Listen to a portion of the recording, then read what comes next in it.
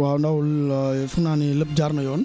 waaw ñu dellu si waat ci plateau bi na waxtaanee ci liste 25 jours yoo xam ne Aliou Cissé l'entraîneur de l'équipe nationale publié na ko pour le 23 mars contre Madagascar ak pour le 26 mars contre un match amical contre le Mali.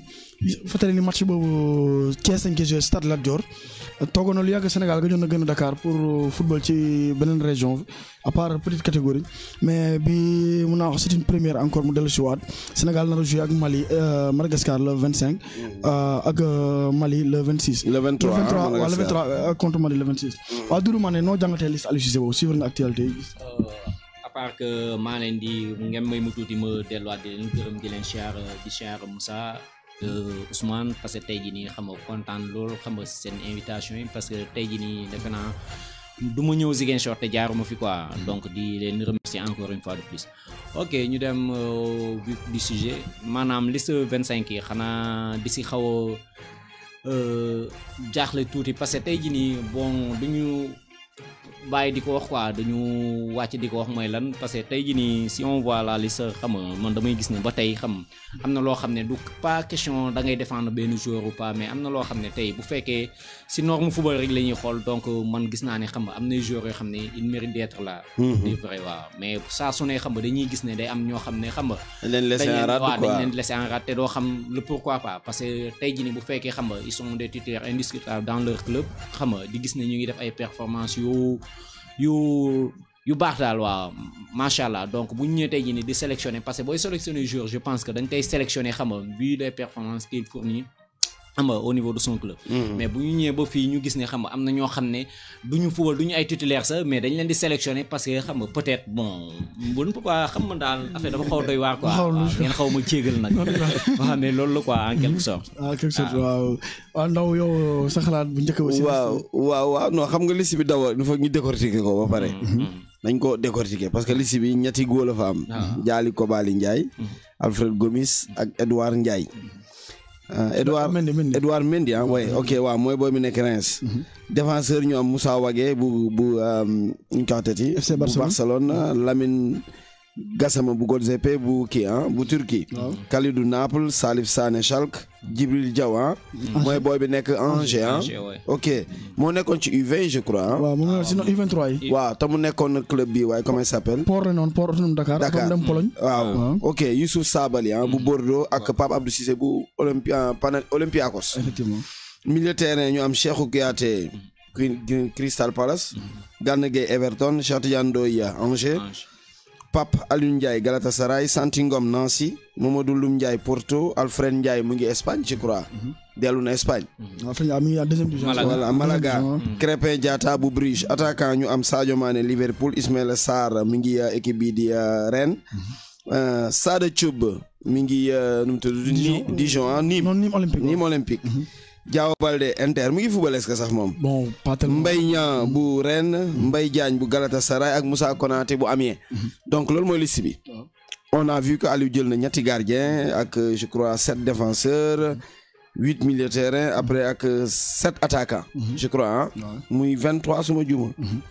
donc 25 waaw boole ci ngaayee noonu donc Aliou Cissé loolu mooy listam. maintenant li ñuy wax laaj nañ ko des cas de lu jëm ci Kara Mbodj mu ne day xaar mu gën a nekk en forme pour mu jël ko. bon ñi fi nekk ñëpp bon boo xoolee seen club à part ñenn ñi tout le monde joue mais man sama seule inquiétude c'est que il a amené de bons milieux de terrain. mais sama seule inquiétude honnêtement mooy est-ce que booy yi muy il va les faire jouer. c'est ça aussi. loolu rek mooy sama inquiétude. donc quelque part les soucis de Koto man damay ànd ak moom ci côté boobu parce que booy nga xam ne ay U23 lañ te bu leen indee du leen football loo il était préférable mu bàyyi leen Koto c'est sûr qu'il allait jouer avec lui. maintenant Aliou def na choix am c'est pas dama bëgg a xam aussi lu tax mu indi booy yi est-ce que du jàpp ne match bi c'est un match déjà ñun qualifié nañ match de gala la naa indi booy pour ñu football pour ma noppiloo Sénégalais yi bon sama opinion la quoi. mais lu ma mënti dégg maa ngi jégal luñ ci mënti wax rek mooy quelque part li ñuy ñaxtu rek peut-être suñu amee lenn loo xam ne dinañ ko xaw a ñaawlu ci équipe bi mooy ñàkk convocation Famara Diédhiou pour parmi les attaquants parce que attaquants yi mu jël fii ñëpp ñu bëri dina bëri am ay chevauchement parce que y a beaucoup de joueurs yoo xam ne ñoo bokk même profil. te kenn rek moo fa dépassé 10 bi. muy Sadio Mané. ak Mbaye Diagne ak Mbaye Diagne. jeex na ñi ci des ñëpp boo xoolee Famara moo leen gën a efficace en club. et puis gëj na équipe nationale quoi qu'on puisse dire. donc pour man c'était normal qu'on le convoque en tant que attaquant pour mu ñëw jouer en équipe nationale. su ma ñëwee ci milieu terrain ku mel ni Stéphane Badji. maintenant peut-être que son championnat n'est pas à la hauteur au même niveau que les autres championnats xaw ma du ma wax. parce que mu nekk D2 Espagne. mais dala si na Pape Aliou Ndiaye. non déglu si na Pan bañu ma loolu mais boo xoolee registre Pan registre bi doon football loo Stéphane ak registre bi doon joué loo Pan du benn parce que boo xoolee sax Pan bu ñëwee équipe nationale il joue pas le même rôle qu'il joue en club donc quelque part est-ce que souci de polyvalence la utiliser ba bàyyi Steph en rade jël keneen jël Pan wala mu def leneen en tout cas Crépin moom ak Santi Ngom je savais que bés bu ñu joué même bu dee ñaari match sax Aliou dina leen woowaat parce que noppiwul ci déglu lu tax indiwul booy maintenant indi na booy est-ce qu'il va les faire jouer loolu mooy sama souci quoi Ousmane. waaw loolu mooy sa souci man ndaw bon sama jàngat bu njëkk mooy def ci liste bi. bon Aliou man xaw ma si yenn critère la basé. pour appeler yeneen joueurs. par exemple góol bi. góol bi mi ngi joué national au niveau du Sénégal. ñi ngi dem si match qualification bu am solo ñi si diggante ñi nag Guinée. te xam nga Guinée bu ñu leen nee Sénégal rek. seen doole yëpp la ñuy fay wàcce. Guinée seen actuellement seen liste des U23 wala professionnels yi ñoo ëpp joueurs yu nekk championnat Guinée. ñoo lañ ñoom jël ay France ay Ligue 2. Allemagne Espagne. Portugal ba Turquie. ñoo ëpp. nga ñëw défense bi. bon défense bi pratiquement du ma fa laal parce que à part Djibril Diaw mu demee Angers ba léegi. newul di football loolu foofu défense bi mën naa bay mu jàll. mais dans l'entrejeu Mamadou Loum Ndiaye. def mu dem FC Porto ba léegi musul figuré si feuille de match. yow nga am un Stéphane Badji. polyvalence bi wax noonu. équipe nationale Sénégal kan moo fa gën a polyvalence Stéphane. effectivement tey mu joué le relayeur. suba mu joué le 6. démarche suba défenseur. latéral droit wala mu joué le 10 sax. wala mu joué le numéro 10. foofu laa ne Aliou ba si yan critère la basé bañ a oo Stéphane Badji jamono ji équipe nationale Sénégal. te dañu bu ñu nee équipe nationale dañu ne les meilleurs du moment. ñoo war a figuré aussi liste bi. mais nga zappé. et les plus compétitifs. effectivement nga zappé ñooñu pour. liste boo xam ne man peut-être xaw ma neexalaate lay def. non mën na bañ a nekk sax neexalaate. peut-être que moom. ses choix il va les assumer lui-même. mais li leer ba leer Ousmane mooy. en football. bu fekkee critère de sélection compétitivité la laaj. ak li nga xam ne lii moom mooy régularité. personne ne mérite mieux que Stéphane Badji pour venir en équipe nationale. Je ne le dis pas parce que je le connais où il est du Casa Sport. Non, c'est la logique. ñoom looloo nekkoon seen propos bi ñu leen ne fallait entraîneur. On prend les Sénégalais les meilleurs. et joueur boo xam ne depuis mu dem club am su amul suspension wala mu blessé il joue régulièrement. et puis il fait de très bonnes prestations. il détient les meilleures statistiques. exactement du championnat turc. loolu laa la foofu laay waxee. côté tacle. côté récupération relance ak lépp. waaw donc quelque part il mérite son retour en équipe nationale. waaw maintenant. waaw nga ñëw ci côté milieu bi laa des ba léegi. lu ñu la wax sax man defe naa ni Koto d'une part a raison bon peut-être fédéraux yi ñoo waroon waxtaan ak ñoom. bu ñuy yónnee. non boobu après moom la ñuy def nañ wax ci liste ba mu jeex rek. ci liste bi. nga ñëw du côté de l'attaque. bon Sada Thioub depuis début de saison je n'ai rien contre lui. waaw il joue. il fait de bonnes prestations. ces derniers temps il joue beaucoup plus remplaçant que titulaire. bien am na 3 buts. est-ce que du coach bi aussi moo koy noppal parce que aussi mën nañu depuis début saison noppal wala. il est Villefortin. bon Santi Ngom il a repris la compétition hier même il a marqué. à Nancy. bon gars yi soxla nañu benn animateur ci digg terrain. et puis depuis qu'il est allé à Nancy il fait de bons matchs. il marque Nancy jóge na saison rouge. exactement grâce à lui il faut ñu nangu ko. bon attaque bi bon Moussa Konaté si blessure la jógee. bu mu ñëwee ba léegi. benn bi la dugal mi ngi waaw. bon Mbaye Niang depuis début de saison ba léegi il joue. mais toute compétition confondue il n'a pas encore 10 buts. mais on le comprend mieux. Mbaye Diagne pareil mais côté attaque bi yaa ngi wax sax Famara Diédhiou. mais bu ñu fàttee Papis Demba Cissé. Papis Demba Cissé. 17 matchs 11 buts marqués. waaw 3e but championnat. te dañ ko mettre au frigo. dañ jàppoon ne ñun pare na. ñun Sénégal waaw ñun Sénégal si. il a pris le championnat en cours. effectivement championnat turc démarré na ay 5 journées. mu doog a ñëw. comme Mbaye Diagne mu defoon Kassim Passaré. effectivement mu ñëw en 17 matchs il a marqué 11 buts. doon 3e buteur. te pareegul. te dina jëli Mbaye Diagne. yàgg na dina ko daxee ji pareegul de. ndax nga am loolu man foog naa te ñu fa tey Dame Doye. effectivement mi ngi toj Copenhague. Europa League Dame Doye. non mi ngi toj. ku si bëri na ay joueurs yoo xam ne. mën nañ leen jëlaat. pratiquement Aliou bon man si critères yi muy basé wu. pour jël joueurs yi. man parfois daf may xaw a jaaxal je n'ai rien contre lui nag. mais boo waxee peut-être gars yi mën nañ ko basé wu ni am na fooy far. mais non Ousmane fii gars yi ku ci xalaatee loolu c'est parce que doo xalaat. ñun Aliou fii la dëkk bu jàppale de am ñun moom la ñuy jàppale mais ay dafa am lu mu waxoon ci njëlbeen ñun ci loolu rek lañ koy fàttaliwaat. ndax ma dellu si côté gardien ku si Abdoulaye Diallo waaw il était titulaire avec son club ren waaw bu mu blessé kat si bi delloo si Québec waaw léegi bu mu dellu see ba léegi mu ngi ci banc bi man foog naa fii mënoon na ko jël nga relancer ko waaw mayaat ko confiance te sélection des joueurs ci club mais nag Ousmane bu ko defoon bu ko waroon def ci Khadim Ndiaye la koy njëkkee waaw effectivement parce que Khadim Ndiaye Aliou ba léegi xamuñu lu tax waxul yenn explication voilà la jël Moussa Khadim voilà te Khadim mi ngi joué régulièrement exactement en Guinée en Ligue des Champions waaw mi ngi joué régulièrement bon jëli ko ba li Ndiaye bi man je pense que mënoon nañu ko relancer côté des U23 bi kese foofu rek la woon wax ji waaw loolu moo doon wax ji Doudou parce que tey jii nii man jàpp naa ne U23 yi soxla woon nañ ko waaw ok donc man dama leen di rejoindre un tout petit peu parce que tey jii nii boo xoolee ñun suñu problème bu mag ak Aliou je ne pense pas que ni Aliou xam nga day def bon mën nañ ne parce que dañ koy défendre à n'importe quel rang mais am na foo xam ne bu ñu fa yeggee il faut ñuy wax yi fii tel qu'elles sont parce que bu ñu ñëwee tey jii nii boo xoolee yenn joueurs yi ñu leen di jël tout le temps parce que dafa am ñoo xam ne ñu leen di waxal saa su ne ñu noo xam ne ñoo leen nekkal si naaj bi xam nga ñoom ñu nekkal leen si kër gi mooy lan tey jii nii boo gisee yenn sélection yenn joueurs di am yenn sélection parce que am na ñoo xam ne ils n'arrêtent même pas xam nga chaque émission boo leen invité ñu ngi wax si joueurs yooyu mais ñun fii côté sud bi nii dañuy am problème boobu boo waxee ñun la non booy bi na def ay preuve mais ban preuve chef tey jii mënoo wax ay preuve parce que tey jii nii xam nga bii Aliou di jël équipe bi da ko doon sélectionné am nga jékki-jékki am ay couac yoo xam ne bokkul ça n'a rien à voir waaw ak le sport mais loolu mënoon nañ ko gérer en interne moom en tant que xam nga coach parce que grand frère waaw en tant que grand frère et petit frère ngeen bokk fi ngeen jógee nit ki jàppale woo ko mais mi ngi def lim mën mi ngi def ñëpp gis ko xam nga tey jii nii booy bu sélection di am moom la ñu waroon sélectionné ñu dellu si cadre U23 yi ñuy wax man je ne pense pas que ni war nañ leen mën a sélectionner pour dire vrai parce que gis nañ fi pas mal de joueurs yoo xam ne dañ leen sélectionné nii ñu nekk ay figurants ci liste bi ñu fa jógee xam nga mënatuñu sa dem fii ak fii parce que tamit xam nga am na benn pression boo xam ne bu nekk en équipe nationale A il faut ñëpp xam ko foofu noonu xam nga ñun nous sommes en Afrique ay africains la ñu xam nañu réalité yi fii Afrique am nay boo yoo xam ne bu ñu amulee yenn ginnaaw yu dëgër nga leen di yóbbu équipe nationale da nga leen di sacrifier le fait que ñuy dem sax bu ñu fa jógee bu ñu ñëwee seen club yi mooy loolu dañuy fay donc bàyyil booy ñu évoluer xam nga ak seen niveau bi ñu nekk topp étage yi ba yegg fi ñuy yegg bu seen sélection waxtu sélection ñëwee nga sélectionné leen mais ñëw fii parce que déjà moom système bi muy footballé je ne vois pas que ni xam nga bu ñëwee dina footballoo dina parteloo Crépin de même que gardien bi ñuy wax ni parce que Aliou mooy joueur genre coach la boo xam ne xam nga moom soxlawul yenn football yu explosif yi wala yu kii yu technique yi moom dafa soxla waaw genre Mourinho la parce que boo xoolee ay man bu ma demee ba chaque fois ngay indi Cheikh Ndoye chaque fois sélection bu am ngay indi Cheikh Ndoye te Cheikh Ndoye mun la defal benn passe boo xam ne di nga toog nga gis ni xam nga kii football la fi def mais chaque fois day ñëw te bu ñëwee day football xam nga du coupe du monde du coupe d'Afrique yow chaque fois tu amènes le même gars à beau dire nit ñi wax nañ ba sonn Aliou mënul dégg li nit ñi di wax équipe nationale amul fond de jeu nga indi équipe nationale bi demoon fii nii U20 bi nii CHAN U20 bi nii li muy football équipe nationale mënu ko football te xoolal ñaata at Aliou mi équipe bi donc je me dis que ne war nañ mën a góorgóorlu quoi Aliou war na mën a xam nga delloo nit ñi xam nga liñ ko jox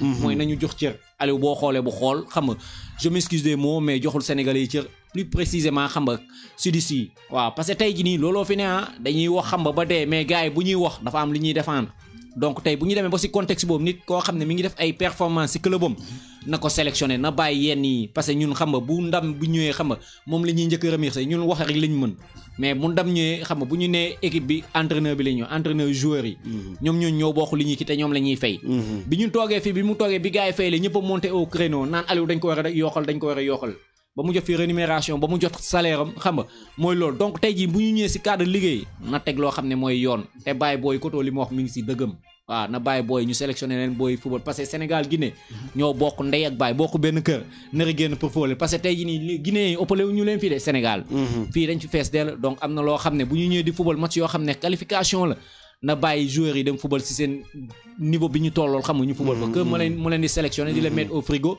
du ñu football fii du ñu football fële waaw loolu laa ci gis waaw mais am na gars yi intervenir ci Facebook bi comme Ousmane Ousba moom jàpp na ne liste bi rien à dire quoi donc on respecte son opinion il a son mot ñu on est content aussi di la am ne yaa ngi ñu suivre di jaajëfal aussi kii di Tafa Moustapha Sylla aussi mi ngi ci ligne bi di ñu suivre quoi voilà Ousmane donc loolu moom mooy avis kii par rapport à liste bi waaw mais ndaw moo profité di nuyu Ababacar benn membre Allez Casa la Ababacar waaw c'est un douanier mu ñuy suivre ak Mame Diarra mu ngi leen nuyu bu baax fay nañ ko ñu koy nuyu ak nuyu yaayam bu baax a baax waaw ndaw dama rejoindre Doudou quoi parce que am na mais je pense Koto d'une part a raison sur la liste parce que Koto xam na lu koy xaar Koto yàgg na yor différentes catégories équipe yi yàgg na rencontré Guinée Conakry te xam na Guinée Conakry saa yu dajee Sénégal seen kentulaay kattan lañ fay teg fan lañ teg match bi xam nañu bu baax ko teg te Guinée sax maa la rappelé Guinée seen liste bi dañuy tourner Europe jëm jëli seen booy bi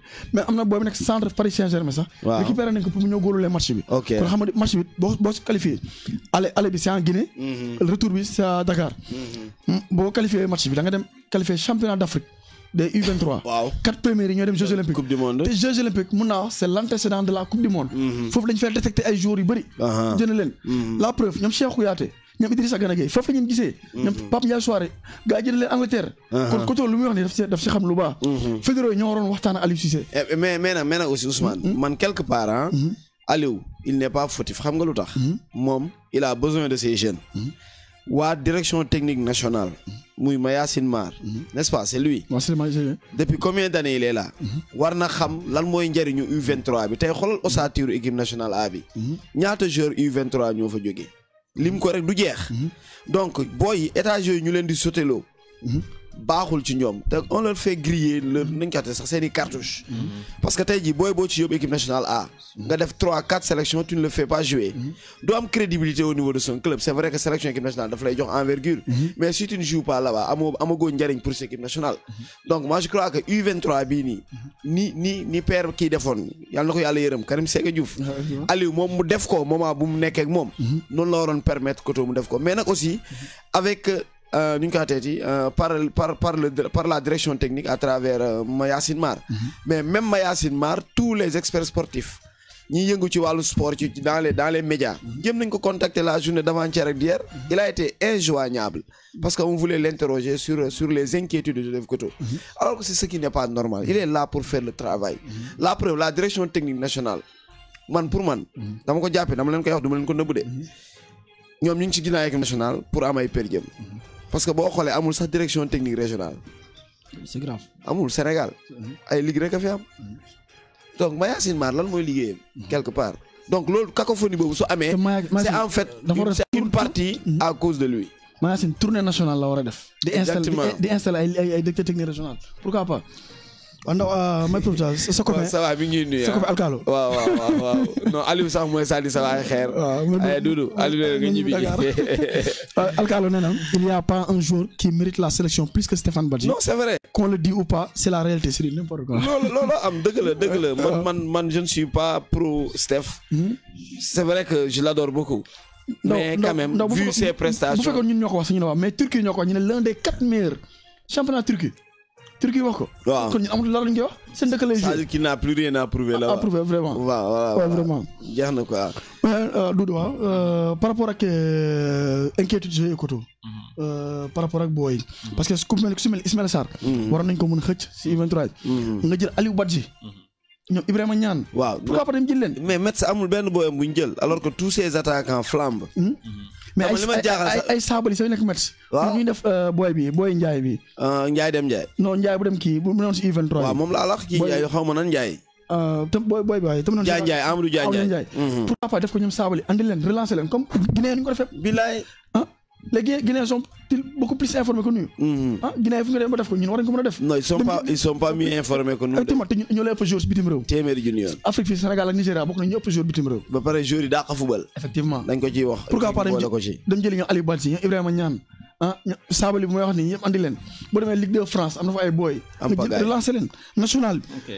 nga jël leen. ok non man foofu je ne partage pas la même parce que ñun bu ñu ne ñoo gën a kii Guinée man je dis non parce que tey jii nii football du si tour quoi Sénégal dëgg la am na benn niveau bu mu yegg mais jëlu fi dara au niveau africain au niveau continental qu'on le veuille pas Guinée mi ngi nekk day liggéey tey jii nii Guinée boo demee infrastructure yi fa nekk si côté sport côté football. waaw amul Sénégal amu fa. donc ñoom dañuy liggéey dañu bëgg a développer seen football. étant donné que ñun fii Ousmane sama mbokk la wala Moussa sama gaañ la xam nga naa ko sélectionné booy moo fi am te loolu amul si football amul sentiment football xam nga le foot c'est l'intelligence en mouvement. ok allo asalaamaaleykum. allo. ça va bien. bien merci. alhamdulilah. nuyu naa leen ziar naa leen. fay nañ la kooku. en fait c'est Deme Goumel. Seydou Deme. ouais. Seydou ñu ngi lay ziar. waaw kontaan naa seen émission débat. En fait, moi aussi, j'ai le même point de vue que les autres. Moi, je ne comprends pas. Il s'agit de cette fois-ci, Stéphane Badji, bel et bien, il a sa place. Ouais, vraiment. Franchement, par rapport à beaucoup de Bojo qu'il a appelé là, Stéphane Badji est mieux que les autres. Ça, au moins, pour la forme, il devait être appelé, même s'il ne va pas jouer parmi les listes quand même. Mais je ne comprends pas. Je pense depuis des années, il faut qu'on fait des interventions entre Aliou Cissé et Stéphane Badji. Je pense qu'il y a un petit truc quelque part. Sinon, là, on est. Mais Stéphane Badji, hein? Seydou, si ce petit truc-là n'a rien à voir avec le football. Voilà, normalement, donc il ne doit pas y avoir de problème. Quelqu'un qui ne connaît pas le football, actuellement, il a appelé beaucoup de petits bojo là. Stéphane Badji, franchement, mérite sur les listes. Même s'il ne va pas jouer, au moins, c'est quand même, il mérite après tout ce qu'il a fait. Donc, c'est juste pour ça, franchement. J'espère qu'il va rectifier le tir. Inch'Allah. C'est mon ami Aliou Cissé, mais franchement, là, Aliou Cissé, vraiment, il faut que revoir. D'accord. Stéphane Badji doit revenir un jour quand même. En équipe nationale. Au moins, même si c'est pour 5 minutes. Non, vraiment. Il le mérite pleinement. Merci Seydou.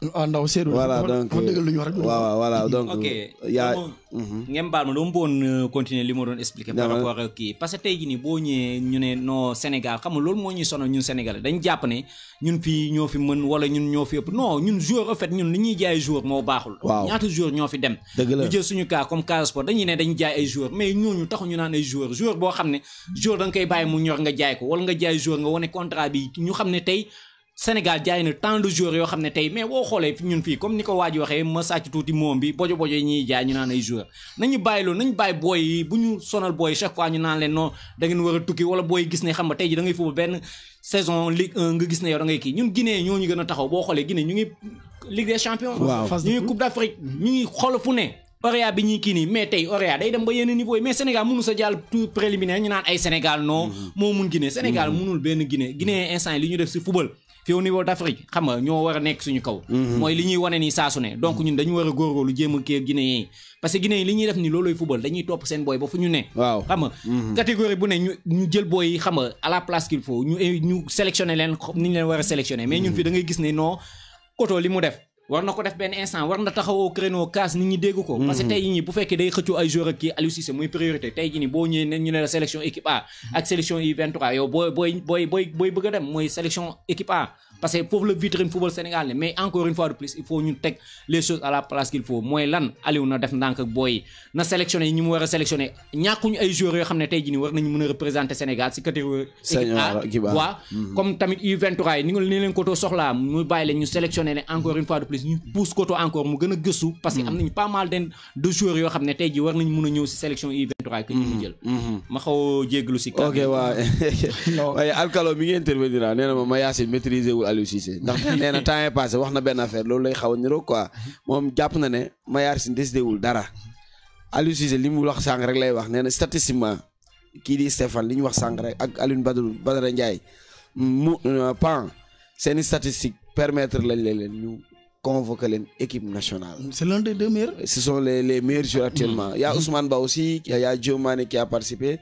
Mi ngi ci émission bi équipe Ousmane nee na équipe nationale attaquant de pointe rek lañ manqué. Pourquoi pas ñu jëli Demba Ba wala Papis Demba Cissé donc loolu. dama koy rejoindre Ousmane boobu. waaw Sénégal gëj na am attaquant buy doublé par match. waaw dafa ci Papis Demba Cissé. ci Demba la amoon Demba sax par benn yu saf la doon maye pare ci. waaw dëgg la de. waaw ndaw di profité gars yi ñuy déglu ñu Aliou Casa ñu ngi déglu ak waa Marché Tile ñu ngi leen di ziar di ziar yi di nuyu ñoom maire Ndiaye gars yi ñu déglu Aliou nee nga Ous mu ñibbi mais bàyyi laaxatu moom bu jógee Dakar ba léegi gis ko laaxatu bàyyi laaxatu bi wala nga dugg xalwa di ko dëgg di nuyu wàlla chef bi dafi kanjalan chef bi moo xam ne turam quoi di bëgg ci cité turam même directeur mi ngi ci ligne bi ñu ngi koy ziar voilà donc boo gisee man je crois bien que Ousmane li wax ni c'est important il faut qu'on aide les gosses à progresser normalement nekk nga U17 U20 U23 toppal chambre yi quoi ba mu jeex ba nga ci étage supérieur parce que tey jii ni équipe nationale tey bu ñu amee satisfaction ñaari at ñuy nekk première équipe Afrique c'est parce que booy yi fi nekk am nañ vécu ci suuf doog a yëg ci kaw mais man je suis sûr et certain du ma ne Aliou du football loo Krépin de mais man personnellement gisuma ne booy bi dina bokk ci match yi peut-être xanaa contre Mali jël ko Ousmane allo asalaamaaleykum waaleykum salaam. ñu ngi lay ziar. waaw ñoo ngi delloo ziar. grand ziar naa la. waaw alhamdulilah sëñ Daw. ci loo nekk. ñooy sant alhamdulilah. jaajëf yaa ngi déglu émission bi. waaw mais je l'ai pris en cours. waaw je l'ai pris en cours dama doon si benn yitte bu ndaw rek. waaw je l'ai pris en cours quoi mais lu ma leen déggee. am na mel na ni am na ñaari thèmes yu ngeen abordé. mooy non sélection Stéphane Papis Cissé. waaw ak Mayacine directeur technique. chevauchement bi am entre waaw muy am quoi chevauchement muy am. waaw. man léegi si Stéphane ak Papis Demba. soo xoolee depuis daaw ak ren ñu ngi def lu jar a jaral. vraiment sportivement il faut quelque chose de plausible. waaw équipe nationale nag dañu ne il faut prendre les meilleurs du moment. Alors c'était vraiment l'occasion pour Aliou Cissé wone ni amul benn xaar ma yàlla entre moom ak ñaari joueurs yooyu.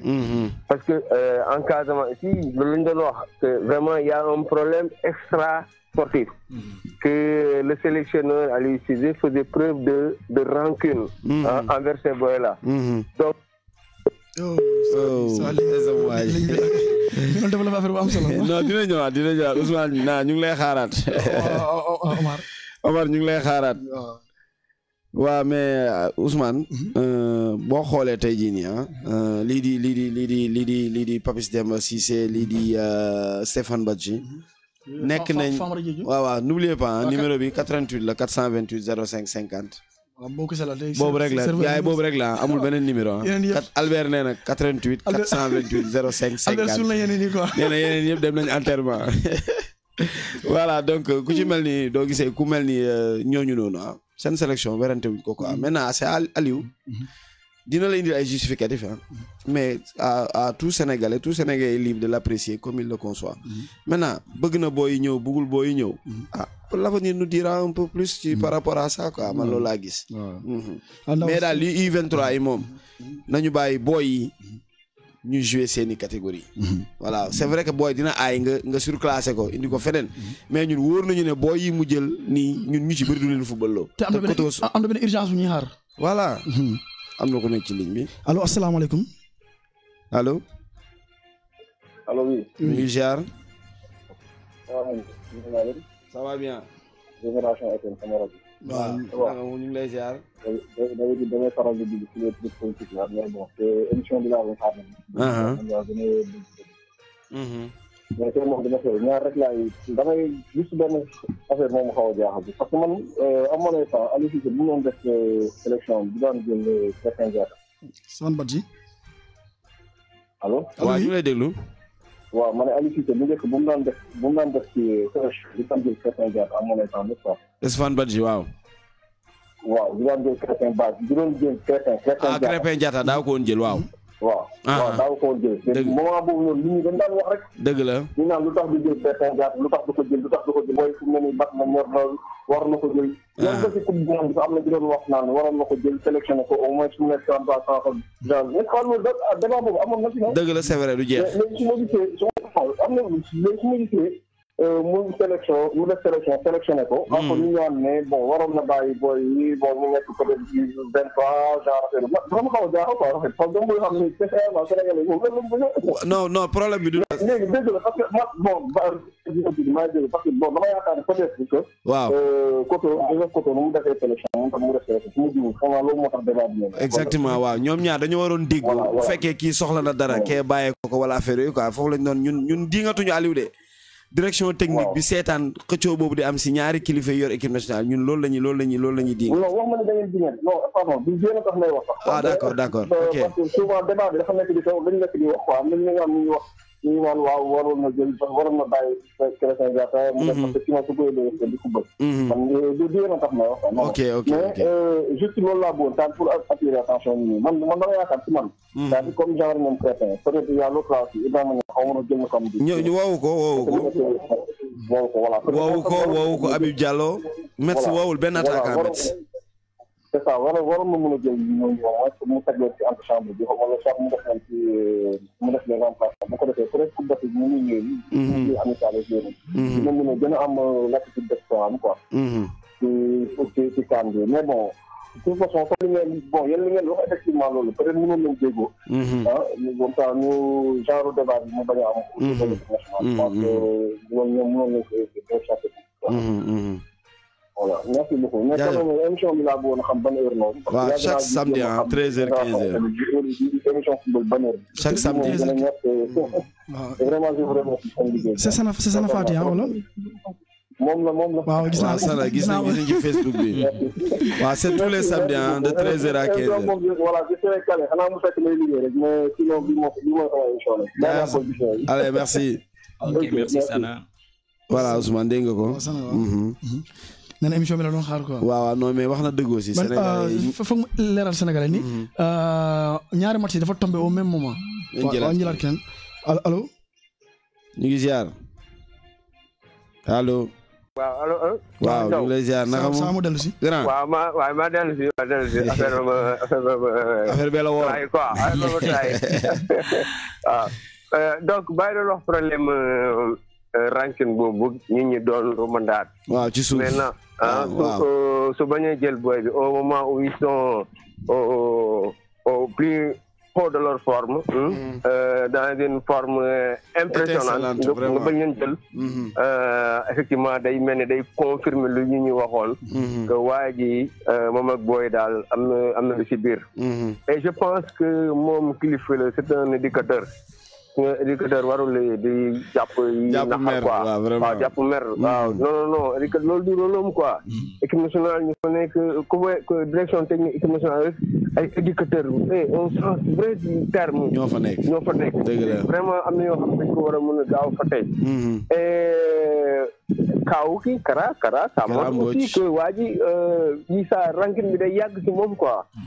vraiment c'est pas bon c'est pas bon man je me disais que c'était l'occasion moom mu jël booy. mu raffermir. c'est lien mu am entre moom avec le public Casamance. parce que xam nga ñun dañuy kaas lu bëri mais des fois nag am na benn remords buy nekk si ñun dañ koy garder. et je pense que c'était l'occasion. mën daal Aliou les rapports yi parce que doxul ba mu nax boppam. doxul moom avec le public Casamance doxul. doxul de na ko xam te xam naa jàpp naa ni. te Omar pour bañ la dagg sax te fii la wutee escalier de. waaw gis nga waaw. fii la ñëw gars yi jox ko échelle bi bu yéeg.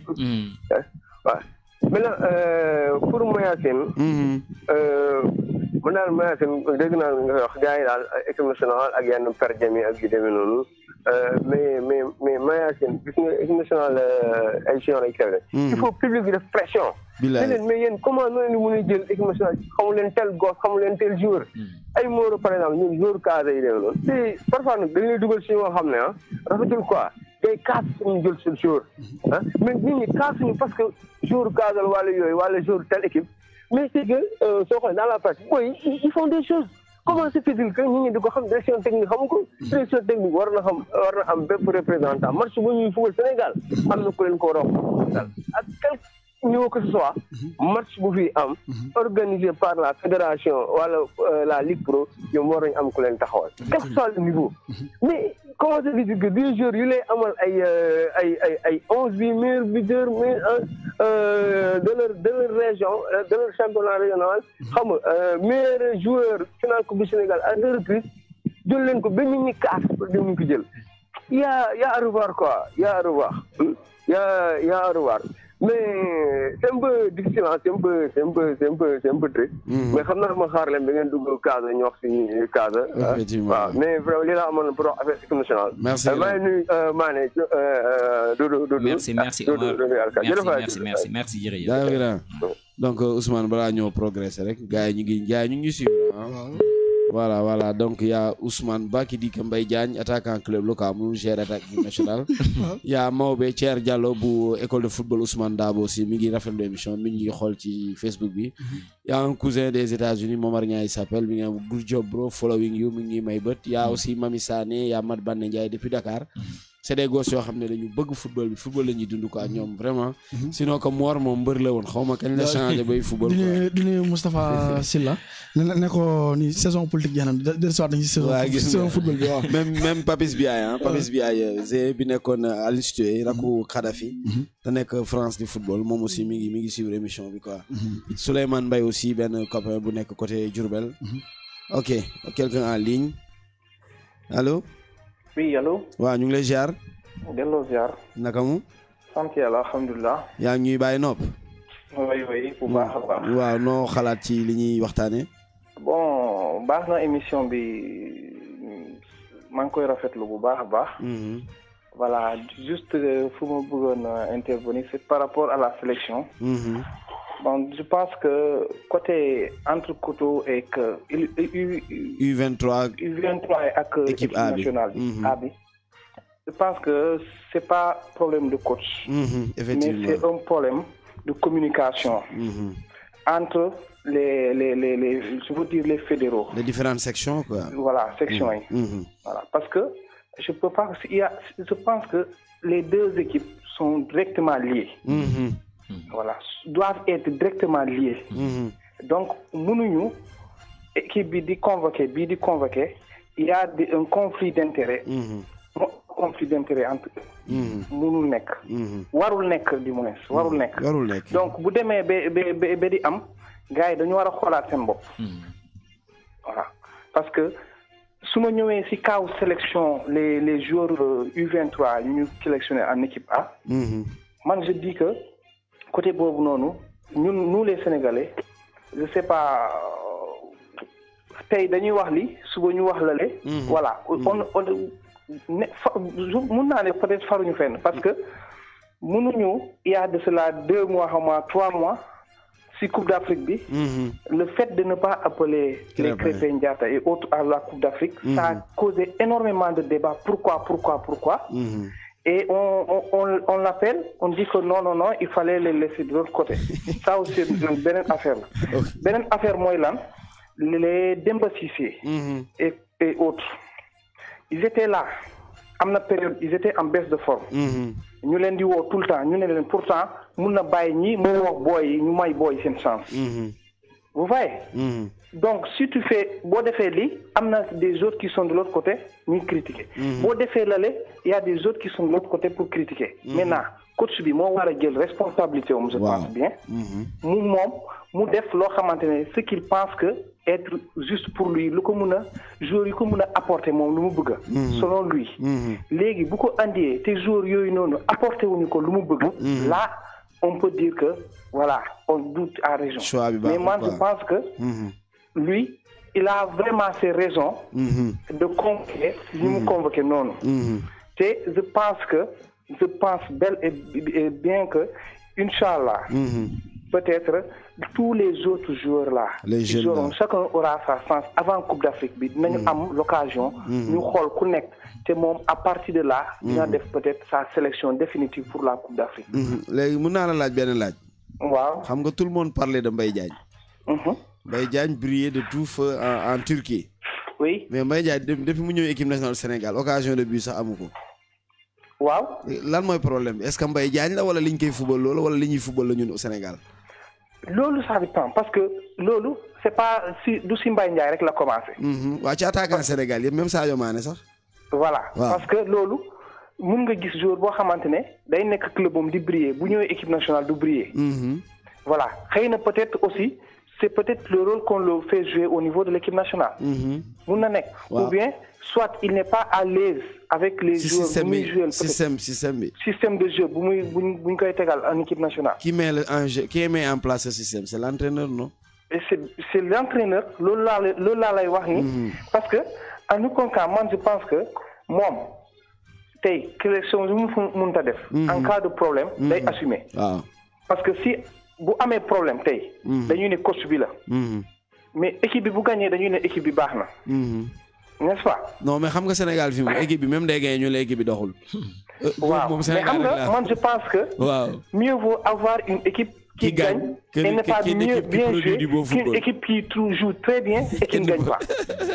N'est-ce pas. Et maintenant si on peut allier les deux. Effectivement comme l'FC Barcelone. Parce que le Sénégal peut allier les deux c'est ça notre problème. C'est ce que nous souhaitons nous. Non on a les moyens de le faire. Voilà, on a les moyens, nous avons des moyens. Maintenant, si on ne parvient pas à le faire, moi je pense que ce qui est meilleur, c'est de gagner. Quoi, mon ligue, am livises. Wow. D'accord. Merci beaucoup. Allez, on est ensemble. Ok. Jërëjëf donc dégg ngeen auditeur boobu xalaatam Ousmane. waaw donc moom gis na ne daal même bu fekkee Aliou ni mu war a tànnewu ko sax ni ko nit ñi bëggee. L'essentiel moom équipe bu muy teg dina ko indil ndam te fii ak ñuy dem Coupe d'Afrique peut-être mën na am chance mu trouver l'équipe qu'il faudra pour mën a dem jouer ji Coupe d'Afrique. waaw xam nga sama problème ak Aliou mooy lan. mais Aliou daf ñu fal ko ba léegi. chaque fois mi wut. day ut rek Aliou lu muy ut moo bëri ba léegi gisagul. doon na war de mais non foog ñu leeral gars yi nii dafa am ñaari match yu tegloo. match équipe nationale A boo xam ne qualifié nañu ba pare. ak match bu am solo. boo xam ne dañoo war a qualifier U23 te am na ñoo xam ne jël nañ leen si équipe A bi contre ñu loolu. ñun ñëpp a kontaan si Sénégal xam nga lan mooy importance su match U23 yi. xamoo ko de. pour Sénégal. non qualification bi lan lay wane. qualifié pour championnat d'Afrique U23. waaw boo fa jógee. non même bu ñu qualifié Coupe d'Afrique boobu rek lan lay wane. suñu day waree ne ñun grand chelem lañ def. dans toutes les catégories le Sénégal a été présent en Coupe d'Afrique. waaw jigéen ñi ba ci. jigéen ñi xale yu ndaw yi. xale yu diggu doomu yi mag ñi. ñoom ñii rek ñu 23 yi rek ñoo des. dafa am benn suivi. c'est-à-dire que quelque part le travail commence à porter ses fruits même si on n'a pas encore gagné de trophée. Ce qui veut dire quoi que U23 impérativement ñoom dañoo war a qualifier pour sagal seen bopp ci seen kanamu morom ak seeni rakk. ndaw dama la jox benn anecdote en 2011 Mexique seen U20 yi ñoo jël seen Coupe d'Afrique Coupe Asie Coupe du monde junior seen U20 yi. ñu jël seen Coupe du monde junior yi. kat si bi jël même 23 bi yóbbu ko Jeux olympiques 2012 dajeeg Brésil final boo xam ne ñoom Hulk ñoom foofu ñoom Neymar mu dóor Brésil continuité boobu. loolu nag léegi ñun amoon nañu benn équipe boo xam ne demoon na fi finale Coupe d'Afrique dem ba quart de finale Coupe du monde nga am fa ñoom Krépin Diatta yooyu yëpp ñu soxla leen pour coach bi soxla leen le même coach soxla leen pour qualification championnat d'Afrique U23 yi jël leen si équipe A bi man dama ne foofu waxtaan moo amul si diggante fédéraux yi ak ñaari entraîneurs yi parce que ñaari entraîneurs yi soo amoon waxtaan foofu Aliou dina na xool lu muy def Aliou ñàkkul yeneen joueurs yi muy jël bayal ñii koto jël leen. loolu man loolu la gars yi war a xam. ñun waxuñu ndax dañu ne non Krépin nañ ko wax nañ ñu jël nañ ko nee nañu noonu war nañ ko jël fële. gars yi loolu la ñu war a comprendre dafa am ñaari match yu tegloo te si ñaari match yu tegloo yi beneen bi qualifié nañu ba pare beneen bi qualification bu am solo mu ñuy xaar. n'est-ce pas Doudou. waaw loolu lañ doon wax quoi parce que man si loolu laa bëggoon ñëw sax je pense que auditeurs yi xam nga il faut tamit ñu ñuy jéem a comprendre un tout petit peu. kenn newu fi di dingat Aliou pour dingat ko non. loin de là parce que Aliou comme ni ko gars yi waxee est-ce que lii la doon ut am na ko loolu amul benn problème ñun ñu xam nañ si dara parce que xam nga il n'arrêtait même pas lorsqu'il était au Casa Sport ma génn un tout petit peu il n'arrêtait même pas de nous dire que ni xam nga dañ ko war a jàppale parce que ñun dañ jàpp ne tey ji bu Aliou doxee Casamance a dox Sud a dox Sénégal a dox donc loolu il faut gars yi xam ko mais bu ñu demee ba di wax si performance joueur dañ ne il faut sélectionner les hommes à la place qu'il faut parce que le foot wax naa ko fi une fois ma ne le foot c'est l'intelligence en mouvement donc doo luxus doo def lenn loo xam ne tey ji nii ay ñoom un Mourinho la moo tax ñu génnee ko ñu daax ko Manchester ñu mais il faut ñu siy bàyyi xel Aliou tey ji nii ñaata at boo nee Aliou xam nga ba léegi amagul équipe bu mu bëgg je dis non am na ay joueurs xam na ñaata internationaux ñoo fi ne ñaata joueurs ñoo nekk di toj seen championnat yi donc tey ji nii bu ñu ñëwee mu am ñaari kii yoo xam ne ñaari problème yoo xam ne ñoo tegu mooy lan sélection U23 ak sélection équipe A ñu tombé si même mois bi nar a football même compétition ba ñee qualifié nañu xam nga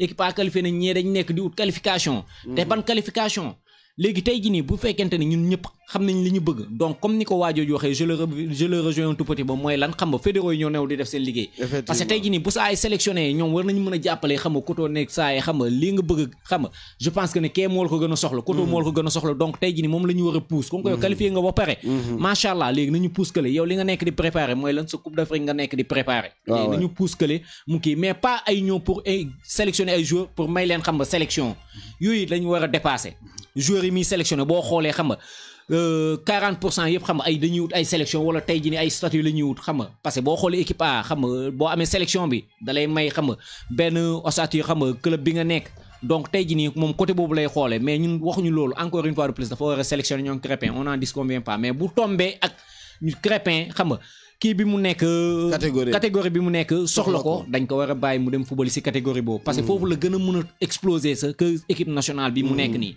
parce que quoi qu'on dise dina ko waaw foofu la ko def bu ñëwee sélection équipe nationale comme ni mu ñëwee est-ce que dina ko football loo titulaire je ne pense pas même bu fekkee da koy football loo qualifié nañ ba pare donc na ko bàyyee kële quoi je pense que pour mu dimbali ay moromam parce que aussi ñun bi ñuy wax loolu c'est juste pour que continuité bi par rapport ak carrière am yegg quoi donc booy nekk U23 tey moo ñu nekkoon U20 ñoom Aline Gueye consort ñoom Crépin ku ko xam U17 U20 nga ko xamee amuñ musul ñëw jouer équipe nationale donc tey jii nii moromam yooyu yéeg U23 pour bëgg marquer seen page histoire ne ñoom différentes catégories yëpp joué nañ coupe d'Afrique bi donc loolu ci carte visite bu rafet la donc nañ may booy bi chance boobu maintenant y a Alcalo qui me dit que nii c'est vrai que Crépin moom kenn werantewul sélection mais kii di Joseph Koto ak Aliou Cissé moom xam na ne xel ne ñoom fédéraux yi liggéeyuñu direction technique ils travaillent pas parce que entraîneurs yi eux-mêmes ñoom ñooy wuti ay joueurs Kaaw Kara Mbodj il a dit que c'est parce que Boy Cissé aussi il fait de très bonnes choses wax la dëgg yàlla machallah donc kooku sax il est impensable mais maintenant classe sélection wu Pape Djibril Diaw moom moo ko xaw a jaaxal mais lu jëm ci wàllu Stéphane Badji moom depuis bien avant coupe d'Afrique bi sax ak coupe du monde bi Steph avait les meilleurs stats ak Gana Gueye ak Cheikh Kouyaté mais Aliou da ko zappé woon nee na Steph ci boppam moo war a jël fulay boppam taxaw ci rajo yi ne man bàyyi naa équipe nationale damay consacré sama club mais ma yoon waaw maintenant mun naa ñeneen ñi nga xam ne ñoo fi nekk naan non bu Aliou nii mu ne mbir mi nekkul affaire u neex yaa ma neex affaire u liggéey la dafa liggéey lu tax ñu war ko sélectionné dañ koy wax maintenant ku mu neexul aussi xam nga moom ay waxam rek yaa ma gën a xam dafa direct mais copain ñu ngi lay remercier ci intervention yi très pertinent copain merci beaucoup Alcalo diwaanu Paris donc yaa ma aussi Mara Mané qui nous suit depuis le Japon donc gars yi ñu ngi ak Saf Ndana voilà ay Boubacar Ndiaye ñu ngi suivre depuis Italie gars yi bëri ñu ngi suivre gars yi di joxe seen avis ci émission bi donc Ousmane xam nga ñun Crépin la ñu wax mais gars Crépin lañ bee xel mais ñun waxuñu Crépin kese ku si mel ni Ismaïla Sarr yàgg nañu équipe A mais match bi important na ba de waroon nañ ko mën a jël jouer loo ko comme règlement may nañu ko waaw Loum Ndiaye Mamadou Loum Ndiaye fa la jógee Jaliko Bali Ndiaye fa la jógee loolu la ñuy wax ni mais sa gars yi ñoo ñu war a bay xel ni ñun fixé wuñu trop si Crépin ñun ñëpp suñu suwe la exemple la pour par rapport ak pour ñu yegg ci ñeneen ñi quoi loolu rek Crépin ñun ñëpp souhaité woon ñoom en équipe A waaw mais dañ toll ci match bu am solo pour Sénégal comme ni ñu ko waxee catégorie yëpp qualifié nañu bii moo ñu desee pourquoi pas bii ñu dem jëli ko vu que match retour bi Dakar la effectivement waaw mais mën naa am aussi peut-être balaa match retour bi bu ñu jouer contre Madagascar Aliou Cissé bàyyi leen ñu dem si Koto mën na nekk am le 20 la ñoom le 20 la waaw ñun xam nga ñi ale bi ñun ñu joué le 23 ñoom ils vont jouer le 25 je crois xawma le 27 ñun on joue le 26 donc mën na am ñoom le 24 la ñu joué retour waaw ba tey fi la leen di fekk ils peuvent jouer avec Koto waaw di profité di nuyu Céleste sama xarit suñu nekk Crépin rek sama xarit ci Céleste yaayu Crépin ñu ngi koy ziar bu baax côté ak suñu grand Brigal ak Brigal ak Omar Diatta ñoo ñëpp ñu ngi leen di ziar ak waa Lindiane yëpp waa Guy gi waa Espoir di nuyu waa reste du monde tamit côté Lindiane ñoo ñëpp ñu ngi leen di nuyu quoi ñoom aussi dañuy béggee Cheikh Tidiane nag ndaw di nuyu Assane Balde mu ñu suivre Assane waaw depuis Portugal moom aussi war nañ ko sélectionner Assane waaw pourquoi pas voilà U23 voilà pourquoi pas il fait partie des 11 meilleurs du week-end passé Assane Balde comme latéral droit change am dina ñëw incha allah ci kanam incha allah bu ñuy waa Kanjalan fu mu dëkk yëpp voilà donc Ousmane je crois mun nañ clôturer foofu waaw Doudou sa dernier mot par rapport ak sélection bi fi ñu jot a tënk yëpp waaw mais xanaa di remercier encore une fois de plus invitation bi di kontaan encore une fois de plus xam nga suñu plateau parce que je pense que ni xam nga lii mooy développer sport en quelque sorte di dellu si liste bi di leen wax ne bon xam nga le coup est déjà parti ñun ñëpp xam nga ñu ngi si ginnaaw équipe bi di ko ñaanal xam nga ñu def ay prestations yu bien quoi di honorable waaw parce que tey jii nii xam nga quoi qu'on dise xam nga ndam bi du génn Sénégal waaw bu ñu gagné ñun ñoo gagné mais xam nga ñu ngi doon gën a rafetlu xam nga mu bàyyoon booy dem fale mais anyway kon ko noonu la fa demee xam nga nous sommes tous derrière les deux équipes derrière l'équipe A comme derrière l'équipe U23 waaw di leen remercier encore une fois de plus waaw ndaw waaw ñu bay la nga dugal jëngal ñu souffle tuuti waaye ñu may ndox après ñu jàll si deuxième partie bi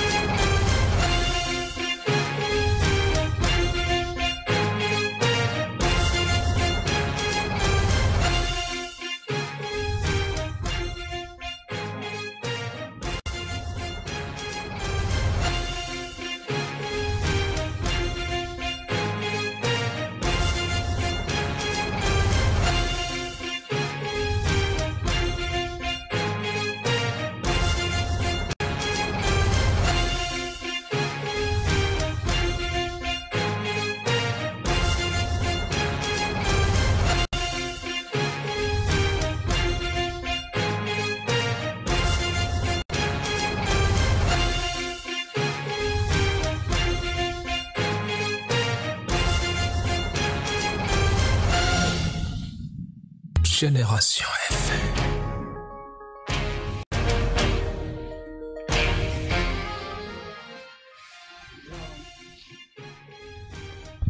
Voilà, merci beaucoup Moussa Ndaw dellu si waat si plateau bi yéen ngi suivre seen émission Génération Sport 93.4 la radio toute la génération émettant depuis Kandé di dalal suñu plateau bi Doudou Mané di fàttali gi Doudou Mané c'est le membre du comité directeur de Allez Casa ñu waxtaanoon première partie bi ci wàllum équipe nationale ak U23 yi nga xam ne Sénégal war na jouer à partir du 23 contre Madagascar au stade Lat Dior de Thiès un match amical du 26 contre le Mali à Thiès aussi. waaw xam naa kon raay bi na dugal Mali bëri ñëw Thiès. raay bu fekkee mi ngi daw raay président digoon na leen ko de. waaw raay bi ne leen dégg ngeen dégg. kon Mali ñu muñaat. waaw nañu si kanam quoi. waaw ni U23 nga xam ne war nañu jouer le 20 en Guinée contre la Guinée Conakry. ak le 20. et puis match boobu Ousmane xam nga li ci gën a garaaw mooy. foofu dañu war a faj gàcce de parce que Guinée daaw foofu la ñu yóbbu taw bi ndax ñu dóor ñu juróom. du may métti sax. waaw du may métti dañoo dóor ba sëlëm ñu xeexu xale. il faut que booy dem fayal ñu. waaw. waaw ndaw ñëw si deuxième partie bi di waxtaan lépp lu jëm si Casa Sport. waaw dañ koy commencer actualité Casa Sport d'abord. waaw actualité Casa Sport. fan lañ dem ñoom fan la ñuy dem. Casa bon seen junior yi la démarré. dañuy dem amical fële si Bambali. waaw depuis Sadio Mané waaw dañu fa invité foofu la ñu dem amical. mais je crois que daaw aussi demoon nañ fa. waaw demoon nañ fa daaw aussi. waaw après nañu waxtaan aussi si Casa Sport équipe première bi. war na jouer le 6 contre l'US Gorée en huitième de finale. Coupe de la Ligue. Le 10 war na fi jouer contre kii AS Pikine fii stade Aline Sitoé Diatta waaw si jeexatal émission bi nañu wax ci mbirum attaquant bu ñu Gambien bi fi ñëwoon waaw fi ñëw c'est Émile Sambou bon ñëw na Casa Sport dellu na nañ si waxtaan tuuti inshallah ñu dellu si wax ak gars yi aussi ñu ngi waajal dalal fi benn bés ki nga xam ne mooy secrétaire administratif bi Siaka Bodian aussi war na leen fi dal aussi ñu wax ñu bañ assemblée générale ak léegi ban dogal lañ fi jël waaw parce que yàgg na boobu ak léegi waaw duru sax mën na si laal tuuti parce que fekkewoon na assemblée exactement voilà donc après ñu tëjee ko aller Casa parce que aussi ñoom yàggul ubbi nañ fi benn genre makkaan fii ci stade bi Doudou dina ñëwaat ci lan moo waral ñu teg genre activité yooyu pour vraiment comité bi gën a mën a ni muy doxee ak yooyu daal Ousmane effectivement voilà waaw ñu bay ak Doudou waaw la Casa Sport war na jouer 8e de finale coupe de la ligue au niveau de Dakar contre US Gorée ak deuxième journée phase retour non 3e journée je pense phase retour contre l'US Gorée waaw Doudou ci tënk nga wax ñu depuis le début saison nu gisee Casa Sport quoi côté satisfaction la côté déception lan mooy top bi ak lan mooy flop bi ok donc may rafetluwaat encore une fois de plus comme ni ma ko waxee man mu ñëwee fi xam nga je suis tellement à l'aise que xam nga mooy loolu rajo bi daal xam nga macha allah yàlla nañu yàlla may gudd fan wér-wérle je pense que waxoon naa ko fii dès les premières heures bi ñu fiy nekk di wax ci équipe bi di wax ci entraîneur bi di wax par rapport ak performance yi man leen il faut ñu def très attention parce que tey jii nii xam nga Casa Sport ni ma ko gisee muy footballé nii ay atu yàlla xam nga toog naa gisewu ma ko noonu am na fond de jeu ba pare xam nga les joueurs xam nga gis nañ ne xam nga bëgg nañ dara quoi en quelque sorte donc bu ñu yàqamte dara nañu bàyyi les choses xam nga dinañ yegg si incha allah gis nañ ne dem nañ ba benn instant ñu nekkoon si benn kii bu biñ fi dooree Jaraaf teg si Teungueth FC ñu door fi Douane xam nga tegle nañ 3 victoires déjà xam nga ñu ngi doon utali xam nga podium bi. par la suite ñu amoon fi tamit benn rupture par rapport ak équipe bi nekkoon ba tableau mooy Sonacos ñu dem Kaolack xam nga xaw a nelaw si match boobu ni ma ko seetaan mooy match bi gën a nul si match yi Casa Libre waaw donc ñu dem ñu dóor ñu fa 1-0 ñu ñëwaat tey ji nii championnat ba tey ñu ngi 6e xam nga à 5 points malgré xam nga yeneen équipes yi am na ñaari équipes yi nekk si kaw bien ñetti équipes yi nekk si kaw dañu am ay match retard mais ñu ngi à 5 points du leader donc tey jii ba tey mën naa ne xam nga comme ni ma ko waxee sama waxu démb man maa si jàpp ba tey Casa mun na jël championnat bi waaw ñu dellu si waat si côté bi ngay wax nii dañuy dem mercredi dañuy football ak Gorée nag équipe la boo xam ne bon xam nga dañuy xaw a sonal parce que loolu lu yàgg la fekkewu ma ko mais xam nga d'après l'histoire Gorée équipe la boo xam ne daf ñu mus a sonal donc une fois de plus may ñaan gars yi xam nga si dynamisme bi ñu nen yi dëgg la avant ñuy kii trait bi mooy dernière journée avant trait bi dañ fi jëlee benn victoire à Mbour benn défaite du moins à Mbour stade dooroon nañu 1-0 may wax si kaw loolu tey ji nii xam nga ñu ngi dem si benn match 8e waaw 8e de finale coupe de la ligue donc may ñaan gars yi ñu jàpp si ginnaaw équipe comme ni ñu ko yàgg defee xam nga incha allah xam nga dina baax quant à match bi ngay wax contre Pikine bi ñuy joué suñu match keroog dama gis Pikine xàmmewu ma ko parce que Pikine doo ko fekk dëkkam dëgg la mi ngi commencé wàcc mais jamono yooyu bi ñu fay Casa di match ni ak Pikine gis naa équipe Casa boo xam ne da ngay gis muy football sax da ngay kontaan Pikine ñoom seen wàll boobu bi match bi jeexee dañu ñëw carrément si vestiaire Casa yi di remercier équipe bi naan non équipe mu ngi ñuy door a sonal fii xam nga loolu du lu ndaw comme ni ma ko yàgg waxee fii Casa amul fenn fu muy dem football ba pare gars yi di kaas ren ji nii ñëppay kontaan muy supporter équipe adverse dirigeant équipe adverse ñëppay wutali kii yi nu mu tooti vestiaire Casa yi pour wax ak joueurs yi ak dirigeant yi donc si kaw loolu ma xam ne tey ji nii xam nga mun nañ jël dara si championnat bi waaw mais Ousmane dégg waaw Doudou c'est vrai que équipe bi amoon na fond de jeu mi ngi woon ci tege mais dañu remarqué ne à chaque fois que bu amee ñaari boy donc du mën a sax ñaari boy mais su amee Moro bu manqué wala Youssouf on a du mal à faire du jeu bizarrement ñaari match ñu joué fii yëpp suñu dernier match contre Douane la woon après ñu recevoir Gorée non Linguère après ñu recevoir même contre Douane on a été malmené fii sonal nañ ñu recevoir Linguère pareil ñu recevoir Gorée pareil est-ce que loolu aussi jarul tiit quelque part tiit waaw mais xam nga tey ji nii comme ni nga ko waxee football yow tey ji xam nga football Moussa football dañuy gis fi Barça am nay match yoo xam ne dañ koy malmené mais xam nga lan la ñu soxla instant yi nii comme ni ko waajooju waxee suñu auditeur bi fi génnoon sànq ñu malmené ñu gagné defe naa moo gën ñu malmené équipe ba pare équipe bi gagné waaw man loolu moom xam nga aw ma ci benn tiit quoi parce que tey ji nii boo yooyu kon la booy pas tey ji nii poids lañ si équipe dañuy dem de poids lañ si équipe parce que tey xam nga ñoom buñ fi manqué dañuy sentir ne am na lu fi manqué mais léegi nag xam nga banc bi ñi nekk si banc bi ñoom ñoo war a fas jom tamit bu ñu ñëwee ñu def le maximum possible jéem a fàttaloo ñooñu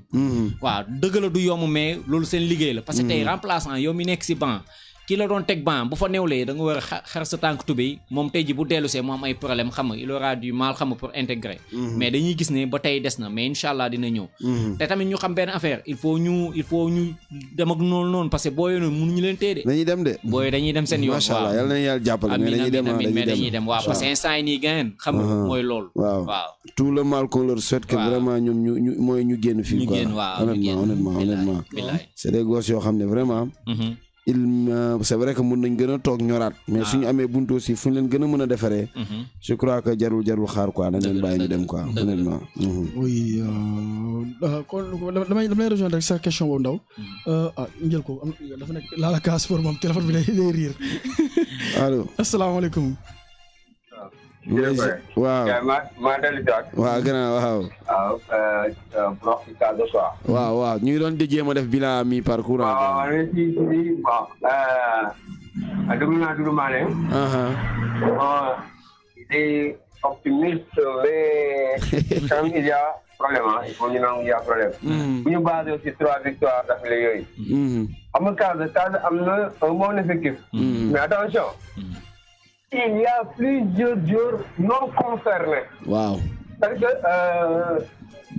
parfois il faut affaire il faut ñu jaar ci wax du cas des fois supporter yi tam ñu kii ma ni war a wax mais il faut parfois ñu koy wax. L'entraîneur n'a pas fait l'effort de concerner tout le monde. moo tax ndaw si laa souligné benn absence wala ñaari absence rek ñoo am problème ah parce que l'entraîneur n'a pas montré aux autres que maa leen di xaar soxla naa leen soyez prêts ah soo ay sur le kii bi ay demee noonu. il l'a pas fait moo tax gis nga s'il y a 2 absences ñu am problème wala s'il y a un blessé ñu am problème là il y a des inquiétudes vraiment sur le fait de tomber certains.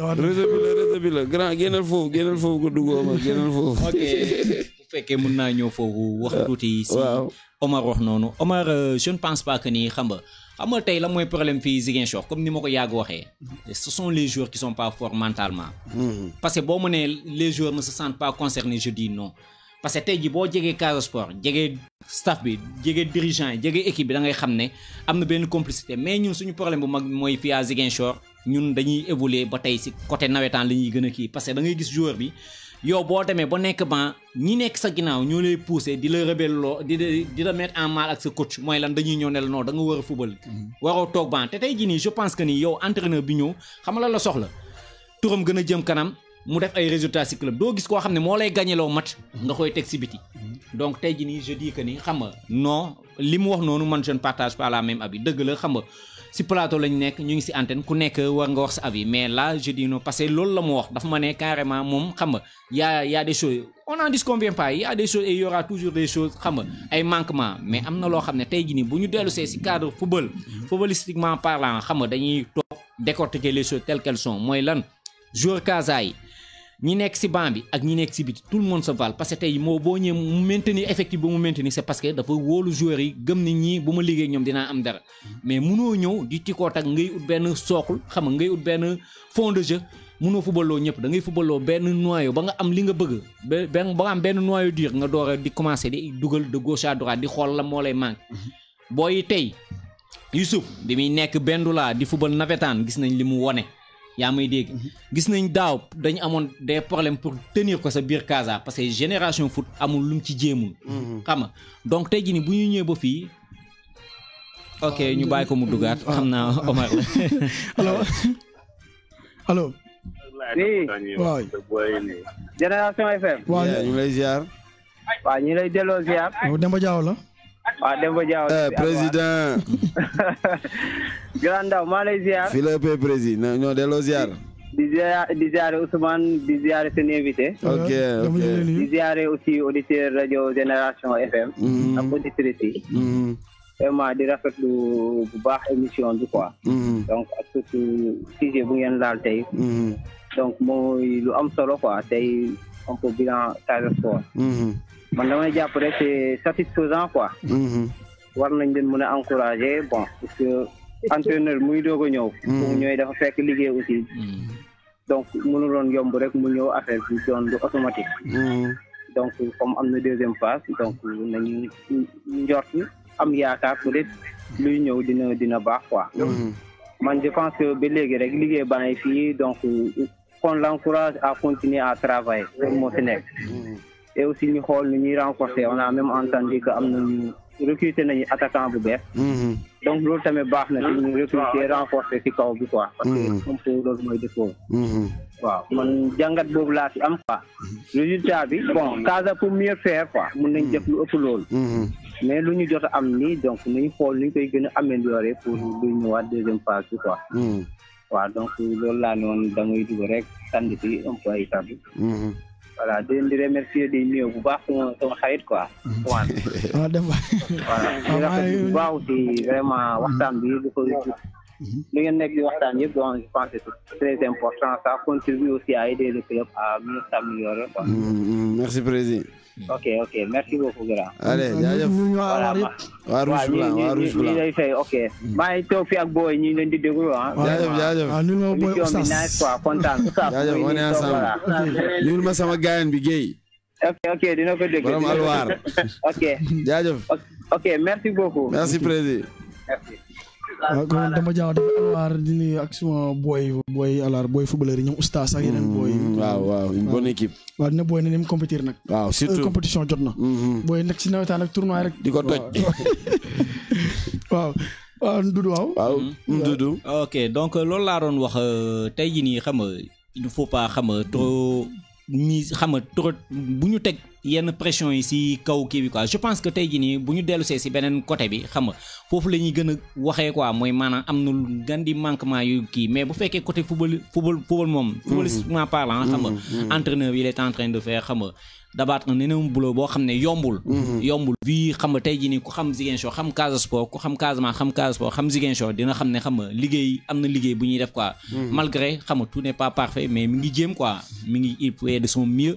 gis nañ fi xam nga keroog bi ñuy gagné fii Jaraaf fii lañ ñëwoon plateau xam nga ma wax fii ne leen xam nga Casa bi ma gis muy football du yomb xam nga si kaw Jaraaf. mais après au finish gis nañ ni mu fa demee. Jaraaf keroog dafa subir ñu dem xam nga contre le premier xam nga mooy lan Tëngéej FC. ki nga xam ne kenn ñemoo koon da ngay ñëw Tëngéej sax ñu ne la fii doo bul sono sa bopp defet nga fiy jëlee fii kenn du fi naanee xam nga ñeex. mais keroog bi ñu demee xam nga dañu dox seen kaw. football leen xam nga dox seen kaw dóor leen 3-0 match boobu ñoom bu ñu jëloon sa 6 du ñu wax.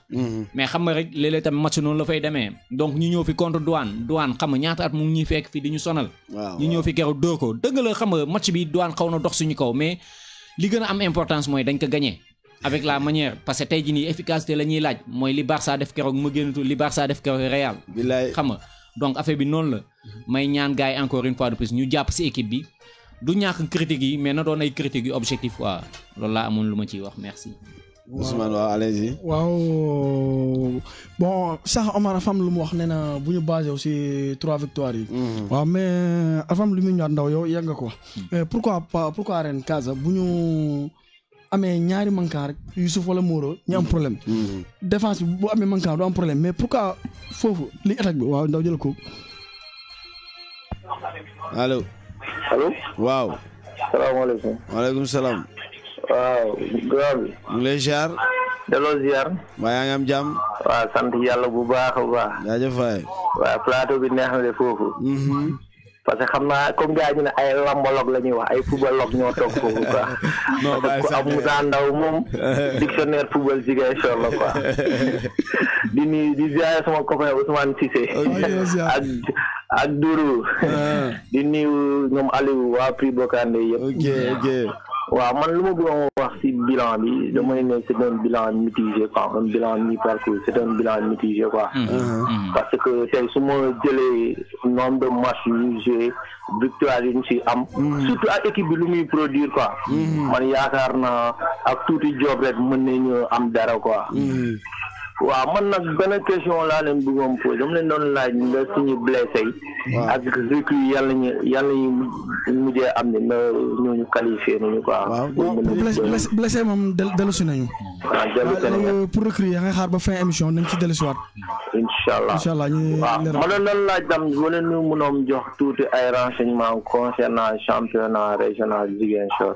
waaw petite catégorie surtout coupe du Sénégal équipe yu nekk région de Ziguinchor quoi. amul benn problème. ok maa ngi leen di ziare Moussa di nuyu waa ASC Goumel yëpp waay. jaay copain ñoo far. jaay do Casa. allez voilà donc copain do Casa waa Goumel ASC Goumel non mais ren nag final nañu ren moom vraiment do chapeau bas à l'ASC Goumel Cheikh ñu leen di béggee quoi vraiment ren nawet ngeen quoi nawet ngeen voilà donc c'est vrai do nee na mi fig mi raisin le bilan bi c'est vrai que l'équipe di produire war na jiru leneen lopp lii lan mooy waral loolu duuru on voit que l'équipe peut-être aussi et puis entraîneur bi de la première journée à la 14e journée non à la 13e phase aller bi yëpp ba mu jeex le discours est resté le même hein.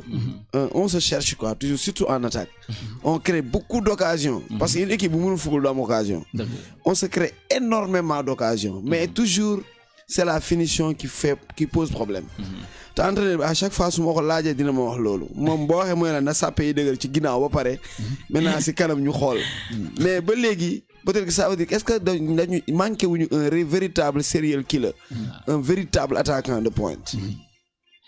ok donc je pense que ni benn instant mun nañu wax ne manqué nañ ko comme mun nañu wax ne parce que boo gisee bu ñu nee manqué nañ ko mooy suñu yaakaar ki ñu yaakaar tey ji muy Youssouf xam nga il n'est pas stable il est dans les sélections xam nga ainsi de suite parce que tey jii nii quoi qu'on dise moom tamit xam nga am na ñu koy alimenter. waaw ñu koy alimenter mooy lan xam nga boo xoolee ay ñoom numéro 10 waaw bon excentré waaw xam nga comme Jingaali xam nga ba tey mënaguñu fekkante carrément si biir équipe bi waaw Jingaali mi ngi commencé jouer si 3 ou bien 4 derniers matchs yi moom mi ngi waaw dem na comprends nga moom day joxe ay passes xam nga décisif ñu xool encore tey jii nii xam nga comme ni nga ko waxee manqué nañ je pense que avec l'arrivée xam nga de notre la probable arrivée. waaw probable arrivée je pense que ni ñëw na parce que déjà signé na. mais delluwaat na. waaw delluwaat na. je pense que ni tamit ku signé xam nga mun nañ jàpp ne xam nga signé na léegi li des nag xam nga ça reste xam nga ay quelques réglages yu ndaw waaw xam nga ñoo fa des quoi. des formalités waaw des formalités à régler xam nga donc ñoo fa des quoi je pense que ni tey jii nii xam nga loolu bu amee xam nga alhamdulilah parce que tey boo ñëwee si cadre football dafa xaw a doy waar Casa day football day produit du bon jeu xam nga ou bien du beau jeu mais en quelque sorte day am luy manqué mooy leen finition bi parce que léeg-léeg xam nga ñi leen di alimenter mooy comme kii nu mu tuddati Abdou Karim waaw tout le temps xam nga il traîne une blessure boo xam ne da koy xaw a sonal day ñëw football benn match ñaari match après mu delluwaat xam nga donc c'est pas facile gando physiquement waaw teelu ñëw mais mi ngi commencer retrouver son niveau non mais dafa doon seetu aussi hein kon mi ngi woon si ligne de ok donc ñuy wax ne xam nga inchallah xam nga Casa xam nga di gis am naa si yaakaar daal gis naa ne xam nga dina def quelque chose xam nga lu grandiose quoi. waaw bon man peut-être benn inquiétude la amoon au départ ci coach bi. dafa doon ñëw blindé milieu terrain bi di jouer 3 récupérateurs à option défensive. waaw loolu xawoon jaaxal ñëpp quoi. mais moom on a discuté mu teniroon nee na dafa doon jëm a stabiliser équipe bi. waaw après bu ñu dem ba ci kanam ñu ngi ñëw. waxoon naa la ko de. waaw bu ñu dem ba ci kanam ñu ngi ñëw bon ñu ngi doon reproché Casa day di dugal. di dugal ba contre nga FC. ñu yeew mais du lan la fi benn affaire mooy cas Youssouf bi Youssouf mooy suñu attaquant bi Youssouf bu demee am nañu problème mais est-ce que moom kër bi préparé woon na Aliou Diatta comme doublure boo xam ne Youssouf bu fi newoon rek non mais y avait Ousmane Sarr aussi Ousmane Sarr mais Ousmane Sarr bon du mën a déception sax mais amuñu fa satisfaction non Ousmane bul il faut pas caresser sur le sens du poil foo amul satisfaction déception la wax ji day leer de Doudou waaw mais benn instant xam nga mën nañ ko waxee déception parce que xam nga man moom comme ni ma ko waxee man football gaaw ma ci lu ma ci xaw amul demi mesure quoi waaw mais amu ci demi mesure mais man tamit am na loo xam ne xam nga comme ni ma ko waxee saa su ne gars yi je pense pas que nii xam nga mën nañ ko gisee déception à 100%. waaw parce que tey quoi qu'on dise xam nga dafa jóge dafa nekkoon si benn situation ñëw fekk club bi gars yi xam nga ils sont exigeants dëgg la loolu la ñu soxla man dama ko wax dama ne Casa du club boo xam ne day toog une année ou bien 2 ans yoo xam ne du jël trophée xam nga ñun mënatuñu ko toog nañ fi ñaata at Casa xam nga boo xoolee air professionnalisme mooy club bi nga xam ne moo ëpp li mu jël si ay trophée donc ñu dem ba benn instant mu am benn rupture Casa dem na fi ñaata final xam nga mënul gagner dara donc loolu noonu xam nga la ñu mënatul muñ donc buñ ko mënatulee muñ comme tamit gars yi mënatuñu muñal yenn joueurs yi yenn kii yi donc côté boobu noonu xam nga dama lay rejoindre mais je pense pas que ni xam nga je pense avec le temps mais temps waaw benn instant temps boobu la ñu mënatul muñ mais xam nga dina baax daal incha allah loolu lañ si mën a wax waaw comme Joolaa ni muy wax parce que ndaw man je pense que foofu bon coach bi laa mën a blâmer tuuti quoi parce que ku la jëlee Ousmane Sarr national in la ne woon avec ak l'Amitié FC de Thiès nga ñëw Aliou Diatta mi ngi woon daaw Ligue 1 amal la 4 buts en Ligue 1 ren da nga ko waroon ñëw préparer ko nga doole nga ne Youssouf newul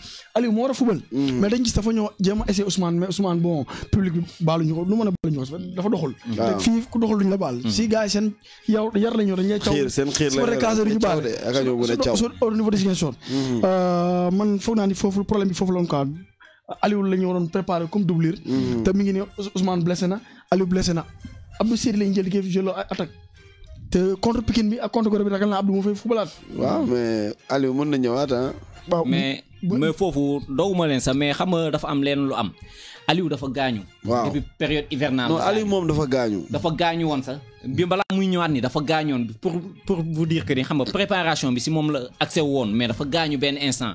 parce que tamit pour nga préparer joueur day fekk xam nga mu nekk xam nga sur les normes mais Aliou dafa gaañoon daaw loon ñoo entraînement toog na fi benn 2 mois yoo xam ne ñoo entraînement donc c'était difficile gis nga benn instant bi ñu compté si moom mi ngi doon def ay match mais mu jékki-jékki traînaat benn blessure boo xam ne tey jii ni moo ko écarté des terrains benn chose comme 3 semaines voire 1 mois xam nga war na mën a reprendre peut-être entraînement semaine yi di ñëw mais ba nii xam nga reprendre wul entraînement donc c'est difficile tamit xam nga pour nga basé wu à 100% si jour boo xam ne chaque fois xam nga da ngay yaakaar ci moom mu blessé day xaw a métti ci entraîneur bi kenn ñaanal ko xam nga joueur bu excellent la xam nga parce que première saison mi ngi marqué 7 buts en tant qu'attaquant de pointe deuxième saison mu ñëw am ay 4 à 5 buts yoo xam ne xam nga ak ay blessures ak ay blessures waaw mu ñëw xam nga comme excentré mu am 4 buts xam nga comme excentré donc tey ji nii comme saison bi nii moom lañ doon jéem a xool ak Youssouf ni ñu leen di tegee si kaw mais gis nga comme blessures yi tamit bàyyiwuñu ko ñu ngi koy ñaanal xam nga blessures yi bàyyi ko quoi waaw mais ku ñu yaakaar la woon kaaw Ousmane comme ni ñu ko waxee Ousmane Sarr waaw déception la benn instant qu'on le veuille pas déception la parce que dama doon bañ a jaar première partie bi moom wax dëgg yàlla waaw man dama koy man nëbbu ma ko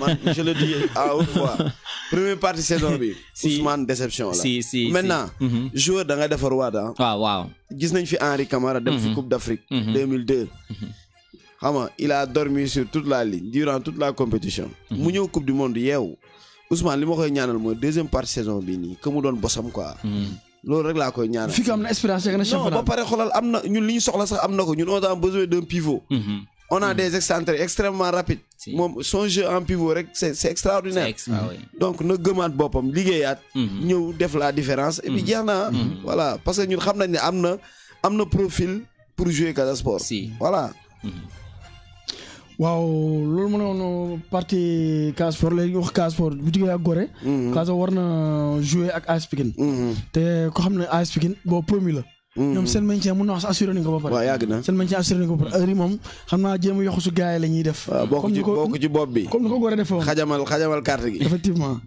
waaw mais nag quand même AS Pikine il faudra leur reconnaître quelque chose boo xam ne bii ça ñoom ñoo ko moom quoi ñun au Casa Sport on pouvait avoir cela malheureusement on n'a pas encore cette chance là mooy l'unisson c'est vrai que le comité Allez Casa fait de son mieux pour que tous les supporters mais Pikine da ngay sentir que sax population bi ci boppam ñoo njëkk a collé ci équipe bi pour comme ñaari italien tout le monde est concerné mais nag aussi li koy waral mooy il faut que aussi mu am benn politique boo xam ne bi politique wolof naan doxaan il faut que ñi jiite équipe bi dem di doxaan askan wi naan leen Casa lii la mënee lii lay def lii la bëgg lii la bëgg ngeen jàpp ci pour que loolu mën a am malheureusement tey boo demee Pikine ñaata boutique ñoo am biir Pikine di jaay article Pikine et à des prix yoo xam ne képp buy baadolo sax mën nga ko am ndaw dañuy jël transition boobu waaw dinañ ci ñëw ñëw si duudu fa la ñuy ñëw buntu laa doon wut rek buntu yoon laa doon wut yoon man boo ko jël laa xam fekk waaw yoon laa doon wut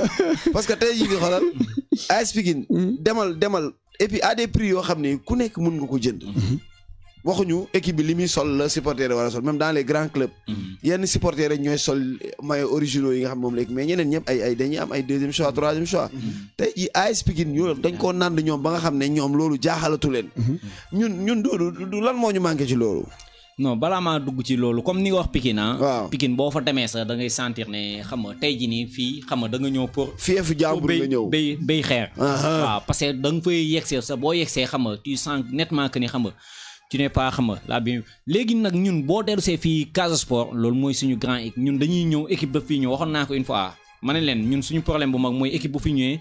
il se sent déjà beaucoup plus à l'aise que équipe Casa Sport waa bi nekk à domicile. dëgg la ñun dañu am problème boobu xaw ma complexe la xaw ma lan la boo waxee ñun la noo diw fii la nekk non nekk fi taxul ma bu ma la supporté les jours boobu taxul ma bañ la. mais dafa am loo xam ne tey jii nii moo tax région bi bu amee xam nga région bi ñëpp a siy gis seen bopp. mooy lan Casa Sport bu amee ndam xam nga ñëppay kontaan.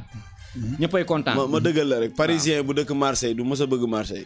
te pourtant biir Marseille lay yeewoo. waaw gis nga mais su Paris dajeeg Marseille la. waaw donc ñu dellu si côté parisien la dafa juum waaw côté bi ñuy wax noonu côté équipe kii jàppale équipe bi. voilà comme ni ñu ko war a defee je pense que ni ñun ñoo nekkagul à la hauteur. de yenn dirigeants yi parce que tey jii nii yenn dirigeants club yi comme ñi nga xam ne ñoo chargé sponsoring ou bien marketing ou bien xam nga. di relancer di def pub bu équipe bi wala di ko wutale kii ñun defe naa tey jii nii dañu am foofu benn manquement bu ndaw. am nañu personnes yi sax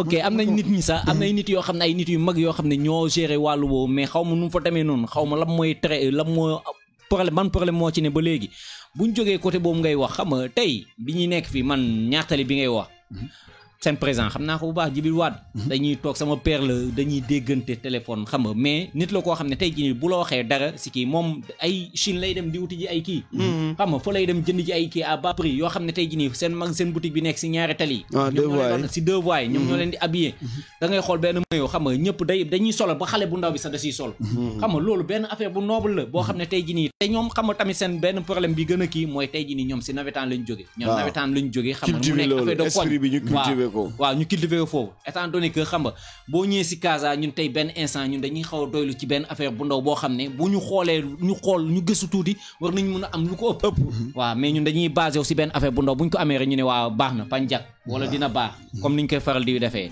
waaw man loolu laa ci gis quoi ma yemagum foofu pour l'instant waaw mais Doudou la gis yaa ngi am benn combat bu ngay xeex yéen waa ale Casa bu ngeen xeex pour au niveau du Casa Sport maanaam pour benn équipementier ba nar abie Casa parce que du yoon ñu toog 2 à 3 ans ndaw Casa amul équipementier non am nañ ko kay non Stéphane moo ñu may waaw moom mooy suñu équipementier bu la amuñu équipementier am nañ ko amuñu équipementier est-ce que yoon la ndaw Stéphane dañuy ko ne di may waaw attends yow dégg nga du lu mu la léegi koo xam ne bu amee tuuti jël su amee ku koy may sa gars grawul pour loolu baax na mais pourquoi pas ndaw man ndaxol da ngay dox si dëkk bi wala ñu lay au téléphone wala si Facebook wala si WhatsApp di leen ne man maillot Casa Sport laa bëgg mooy Casa wax ma boutique bi lu muy jar dama koy jënd parce que Casa dafa dee suma xol wala man maa ngi bitim réew mooy Casa laa bëgg nga yónnee ma ko mu ñëw porte ñu la koy laaj mais ba léegi Casa mun la andil équipementier dañuy may bu ñu la may noo koy mën a jaay doy na waar de Doudou combat bu fa laa ñëw lay posé question am na benn combat bu ngeen nekk di lutter fu combat bi toll ñu ngi ci ba léegi de ñu ngi ci am nañ ci yaakaar mais xam nga comme niñ ko waxee c'est pas facile xam nga tey boo bëggee jëlee nit xam nga si koo xam ne 10 francs la doon dépensé nga bëgg ko dépensé loo 1000 francs day xaw a metti qu'on le veuille pas mais xam nga c'est en forgeant qu'on devient forgeron xam nga tey dara du yomb tey dañ ne dañu bëgg xam nga Casa horizon 2020 la ñu wax dañu bëgg Casa mel ni tout puissant Mozambique mais je ne pense pas que ni ak ni ñuy yootee nii la ñuy yeggee foofu dinañ yegg foofu parce que tey day xaw a metti au moment gars yi di waaxu waaw gars yi di waaxu yoo ngay yoot xam nga bu la neexee nga raam doo de je ne pense pas que ni dinañ gaaw yegg foofu mais xam nga ak président bi ñu am boo amee de bons conseils am ñu koy jàppale ñu nekk si wetam xam nga di ko kii tamit yéen yi à lui seul xam nga du mun a def yenn yi on le voit pas parce que tey jii nii xam nga benn nit bu naree déglu 100 personnes après ban idée la siy jël mais bu amee ay conseils yoo xam ne wala ay nit yoo xam ne ils sont tout autour de lui yoo xam ne waaw maîtriser nañ affaire bi as tuut je pense que ni dinañ fa yegg comme ni ngay wax nii équipement bataille bi ñuy mën a nii je pense que Joma tey kenn du ko laam-laamee naan équipementier bu baax la ou pas équipementier la boo xam ne même en Espagne xam nga day ab yi équipe yi nekk première division Joma ñëw fii par l'intermédiaire xam nga d'un gars boo xam ne muy représentant Joma fii au Sénégal ñu ñëw toog def benn proposition xam nga dox comme quoi que ni tey jii nii war nañu mën a habiller benn club au Sénégal lañu fi gis moom lañu mën yeneen club yëpp dañ leen jaay muy ñaatali bii di sol fii Joma ak yeneen club yi di ko sol fii wala yeneen nit yi ñëpp dañ leen jaay waaw dañ leen di jaay mais Casa Sport dañu gis xam nga monde bi nekk si ginnaaw Casa Sport mooy Allez Casa la ñu gis ne tey par rapport ak ça ok ñu jël allô oui rebonjour bonjour Seydou. Non, c'est pas Seydou. Ah, c'est pas Seydou. Diatta Goumel. Diatta naka mu. Ça va bien. Tout à l'heure, dama doon intervenir di ne voilà équipe bu mënul jouer jouer bu normal. Ah, je me rappelle, on se rappelle bien. Voilà. Yaay borom victoire quoi yow. Voilà. Donc lu ma bëggoon wax mooy côté équipe bi je pense Casa Sport man amoon sama xalaata yaakaar naa ni peut-être des fois dafa manqué mental bi dafay des quoi ci équipe bi waaw maa ngi gis sa message bi waaw parce que yeneen match yi dañuy gis ni Casa Sport dañuy dominer mais luy def pour ñu gagner match bi man je pense que c'est le mental donc pour régler loolu peut-être ñu jéem a uti un préparateur mental psychologique voilà en ce qui concerne Allez Casa man personnellement damay liggéey su ma wàccee damay jublu dem stade di dem seetaan entraînement effectivement j'ai même des collègues qui ne sont pas de Ziguinchor mais à chaque fois ils me demandent des maillots du Casa Sport parce que man j'ai des maillots yu ma jënd temps Kélémex maillot yooyu laa yor ba tey donc su ma solee maillot yooyu des fois dañ may laaj dañu bëgg a maillot man leen pour le moment amaguñu fu ñuy jaayee maillot voilà am na yoo xamante t-shirt yi yu daaw yi avec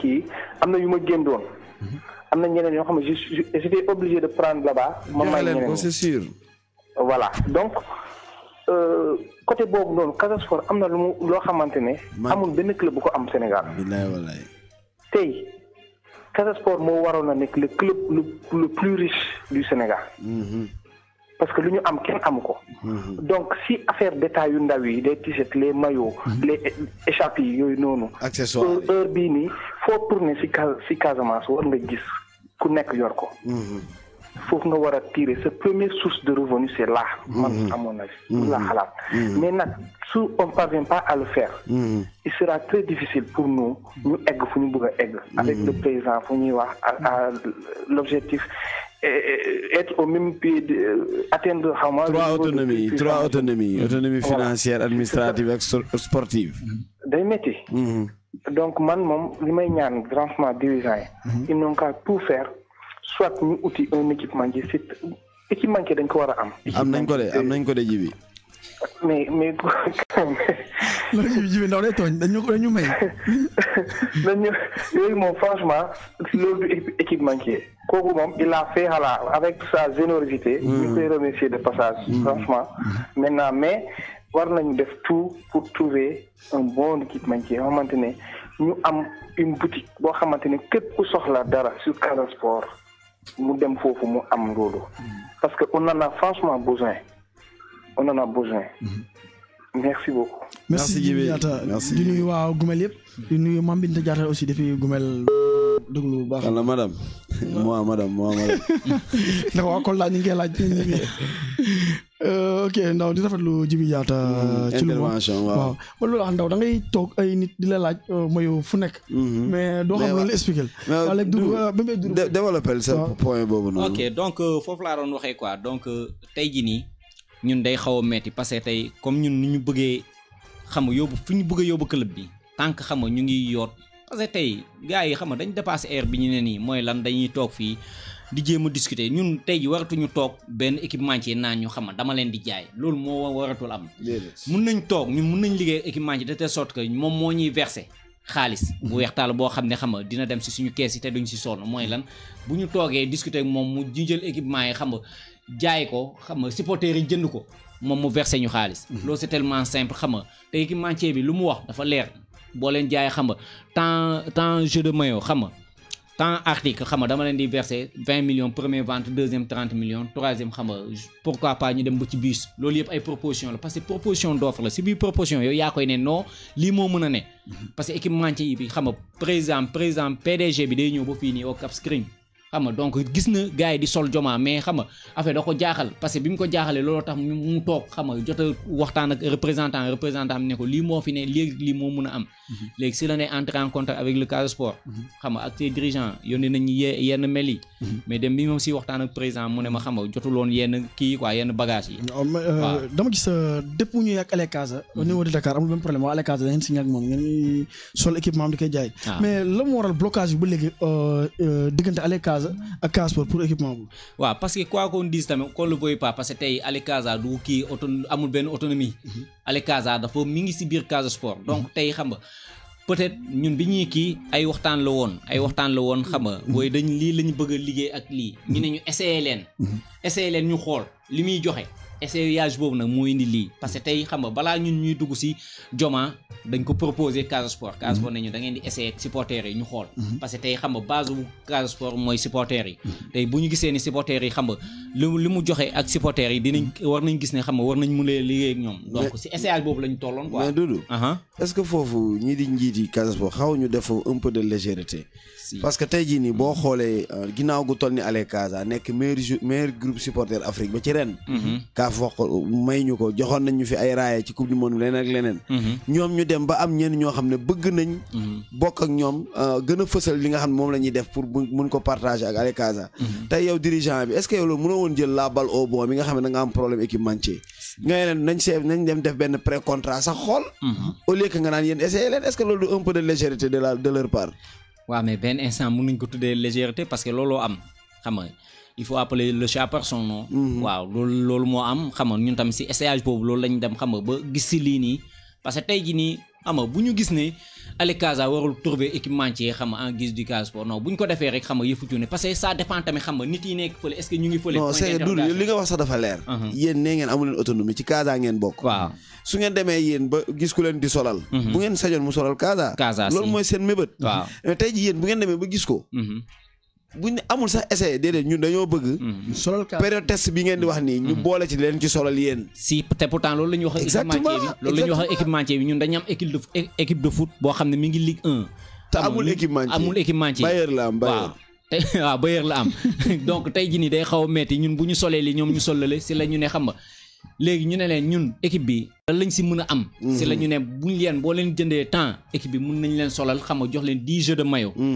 par vente 10 jeux de maillot wax ma la par an par vente moo xam ndax ay vert blanc leen jaayloo waaw nombre bi ñu leen jaayee su ngeen ko jaayee buñ ko jaayee équipe A bi na ci am pourcentage 10 jeux de maillot équipe junior cadet am si 8 jeux de maillot équipe féminine am si jeux de maillot lépp xam nga 6 jeux de maillot lépp day ànd ak ay loisir ay bal ay saga bal xam nga lépp day am ay casquette cara relax lépp da ciy am xam nga ba pare ñu verser leen 20 millions comprends nga li ma wax de waaw verser leen 20 millions pour première vente bi deuxième 30 millions troisième si lañ doon discuter pour bus parce que tey jii nii gis nañ Casa li muy déplacé dafa bëri donc la moo ñuy mën a jàppale si loolu mooy mu ñu am benn oto boo xam ne moo ñëwee te comme bus bi ngay gis nii de non bus football bus new generation waaw voilà affaire noonu la fa demee high class waaw kon est-ce que gars yi jàpp ne proposition moo alléchante mu ëpp seen xel xaw cee ñaaw mun na ne tamit comme ni ñu ne tamit xam nga ñoom jotuñu kii bi carrément mun na ne tamit xam nga noonu la fa demee mais pourquoi ñoom mënuñu la accorder waxtaan bu yaatu yéen à Ale Casa ñu gérer affaire bi ak waa ñoom waa Casa ñu toog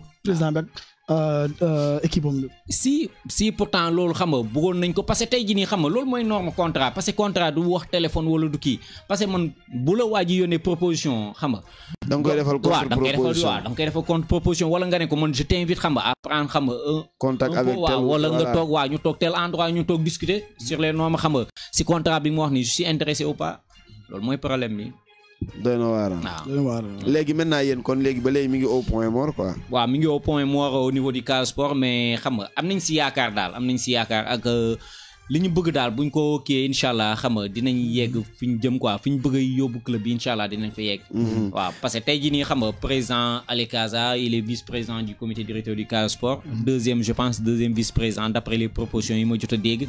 donc am nañ si benn représentativité bu xaw a tane quoi boo xam ne tey jii nii bu ñu toogee ak nit ñooñu noonu. Ali Kaza am ngeen fa si membre comité directeur. waaw am nañ ko fa. su mel ni Fatou Sarr ak waaw Fatou Sarr ak Moussa Diédhiou ñoom Sidi xam nga.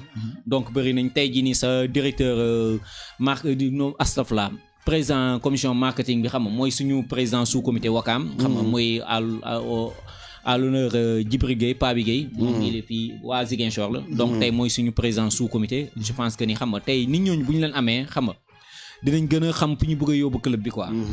waaw tey jii Casa tegugul ay jéego par rapport au équipementier mais yéen a ngi xool nu ngeen di jàppale seeni kuréel yi nekk ci région yi. à part Dakar ñëw ngeen Ziguinchor fi ubbi fi benn cafétéria. lan mooy mébét bi lan mooy finalité bi. ok donc comme ni nga ko waxee à part du ñun parce que balaa ñuy ñëw fi sax di fi ubbi kii bi demoon nañu lors des 72 heures de l'Axe Nord. boo déggee Axe Nord mooy Saint-Louis Louga Richard Toll Louga Diourbel ainsi de suite. donc demoon nañ fa bi ñu fa demee tamit xam nga wax nañ leen lan mooy parce que ñu bëri dañu foog ne Ali Kaza xam nga ay supporters la ñoo xam ne dañuy jóg ñoom fecc ko tëb rek moo leen tax a jóg. donc je dis non parce que c'est mal connaître xam nga le comité Ali Kaza. parce que ñun tey jii nii bu ñu jàllee foofu ñun xam nga on crée des emplois toog nañ fi xam nga créer xam nga un supporter un permis de conduire. xam nga bien vrai fait la commencé mais ñu ngi commencé yaatal parce que année bi xam nga cette année ci incha allah dañ koy yaatal ci région yi toog nañ fi ut benn financement xale jigéen yi xam nga dañ leen ak famille dañ leen di financer. xam nga joxe ay financement à rembourser sans intérêt donc yooyu yëpp xam nga ñu ngi ci. donc ñëw nañu fi ubbi fi benn cafétéria boo xam ne tey jii nii day permettre ñi fi nekk mooy Ali Kaza bi fi nekk am si lu ñu jàpp loo xam ne da leen di permettre xam nga ñu créer benn emploi boo xam ne dinañ si mën a liggéey parce que tey boo xoolee stade à part ñi fay ñëw di jaay ni di kii amu fa dara loo xam ne nit war na fa mën a ñëw toog xam nga xam nga toog waxtaan ak moromam donc si loolu la ñu ne xam nga pourquoi pas ñu créer loolu te incha allah am na yeneen ak yeneen xam nga yoo xam ne ñu ngi en cours. boo xoolee pas si loo sa hôpital régional bi ñu fiy def xam nga seen téléthon bi am nañ fi benn chèque bu ñu fi joxe donc ñun on œuvre dans tout ah. waaw ñu ngi si lépp daal. waaw pour leeral gars yi Ali Kaza mi ngi si lépp. si lépp waaw waa ndaw très rapidement ñu dugg si dernier avant dernier ak dernier point bi. dafa am AG bu fi amoon. AG assemblée générale yow participé woon nga ko. si dayoon nañ fa sax pour mu bay la ñoo def émission. assemblée générale bu mu jeexee ba léegi yan décision lañu jël ba pare nga xam ne jamono ji ñu ngi koy appliqué. waaw mais décision yi jël comme niñ koy faral di constater à chaque fois mën nañ jël décision mais après du am suivi du am continuité. loolu mooy suñu problème bu mag. waaw qu'on le veuille pas loolu moo ñuy sonal saa su ne soit dañuy tardé jël xam nga agir ou bien xam nga duñ ko def.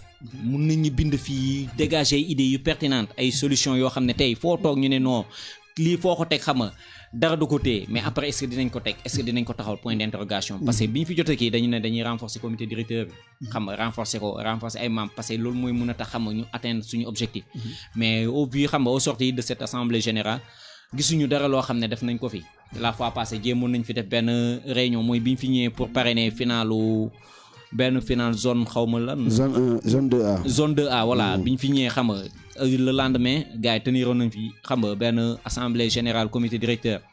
mais bi ñu fa yeggee même proposition yi maanaam même structuration bi fa nekkoon. fi ngeen taxawoon daal bougé wu leen waaw le gars yi bëgg a reconduiraat xam nga te loolu day xaw a metti boo toogee xam nga ñaata at nga toog gis ne xam nga am na ay manquements yu mag énorme yoo xam ne da nga ko war a. defaraat jubantiku waaw jubantiku nga ñëwaat ba nga ne instant yi ni am nga li nga bëgg léegi nañ ñëw liggéey xam nga ñu indil ay nit yoo xam ne xam nga war nga gis nga ni ñii war nañ la mën a jàppale nga ñëwaat xam nga tegaat fa la fa newoon je ne pense pas que ni bëgg nga avancer.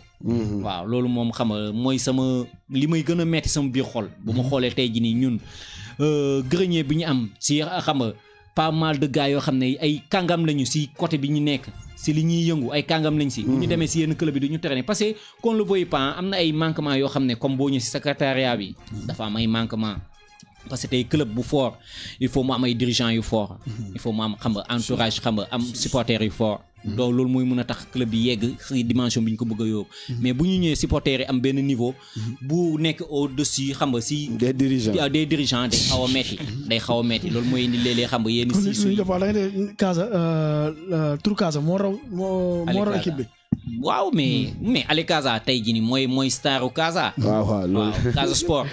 day xaw a metti mooy def buzz mais day xaw a metti mais looloo am. parce que liggéey la laaj man je me souviens bi ñuy ñëw suñu deuxième mandat comité directeur parce que man fekkee naa Aéro Noir fekkee naa Aéro Seydou fekkee naa Aéro Atab Samou fekkee naa Aéro Tamba. donc man j'étais xam nga le plus jeune xam nga bi nekkoon comité directeur bu Aéro kii Atab Samou. donc bi ñu ñëwee man fekkee naa ko nekkoon naa si comité directeur boobu bi ma ñëwee déglu discours Tamba man je me suis dit que voilà la personne qu'il faut. parce que tey boo ko jàppalee xam nga si li mu wax. xam nga si li mu teg nii xam nga dinañ yegg fi ñu jëm. loolu mooy indi tey jii nii xam nga ñu yegg fi ñu yegg nii ak beaucoup de travail. dañuy def ay séminaire xam nga doo amati sa jotu bopp doo ko am boo wàccee liggéey yaa ngi réunion. dañuy dem réunion comité directeur di fa jóge ay minuit. boo yeggee sa kër doo tal dara lu dul tëdd yow xalaatal ki liggéey journée bi yëpp nga nar a ñëw dem noppalu nga dem réunion Ale Casa.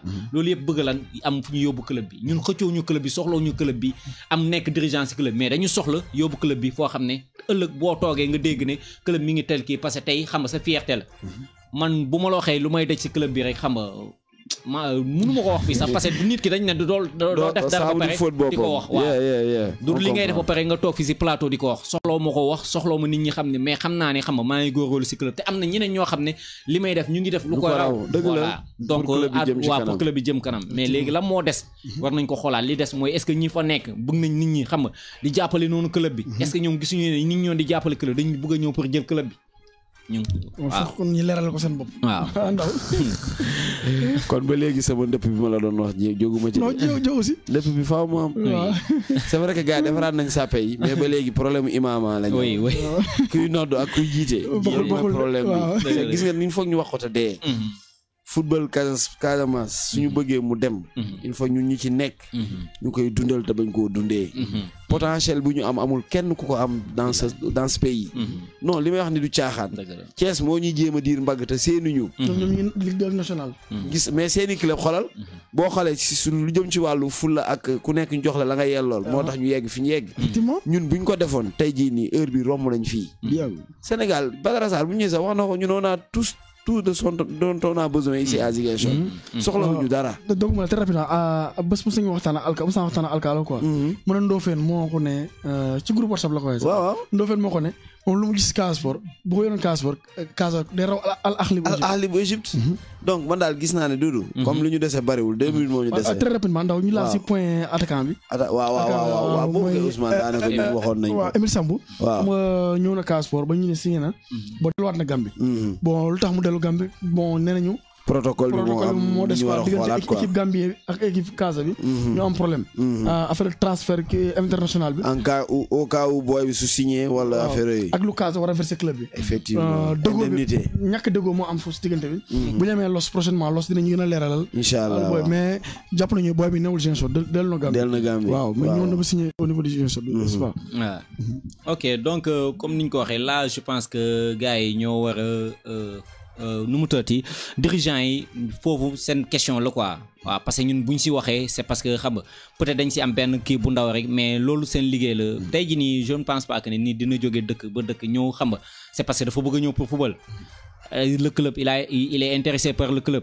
non donc bu ñëwee ba fii nii war nañ mun a def le club lui-même est intéressé par l'attaquant. donc waroon nañ mun a def le maximum possible mu bañoon dellu. parce que nit ki ñëw ba jot am benn séance d'entraînement am benn match xam nga même bu fekkee benn match d'entraînement la am na benn 30 minutes wala benn 20 minutes ci biir terrain bi jot nga ko gis wala da nga ko bëggoon balaa moo ñëw donc bu ñëwee je ne pense pas que war na mën a dellu.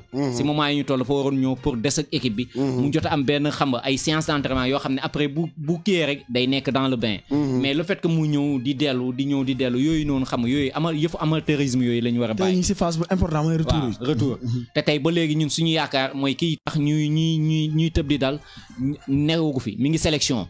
donc am nañ problème attaquant de pointe ki ñu jël di ko pointe loo xam nga du attaquant de pointe. dama koy ñaanal sax bu ñëwaat mu signé. waaw donc dafa metti billaay nañu góorgóorlu quoi nañu góor administrativement Casa il pêche beaucoup dañuy pêche quoi billaay trop waaw mais benn point rek balaa ngi mais Doudou kon jotul est-ce que jotul tey yéen waa comité Ale Casa c'est vrai que ay supporters ngeen ci Casa ngeen bokk vous vous reconnaissez dans le Casa mais est-ce que jotul tey bu ñu ubbee capital bi yéen ngeen jënd waaw mais def comme ni ñu koy defee dans les supporters dans les grands pays dans les grands pays de football. waaye Marseille. waaw mais ñun ba tey sa loolu laaj nañ ko du benn yoon du ñaari yoon ñun xam nga am nay supporters yoo xam ne am nañ ay capital.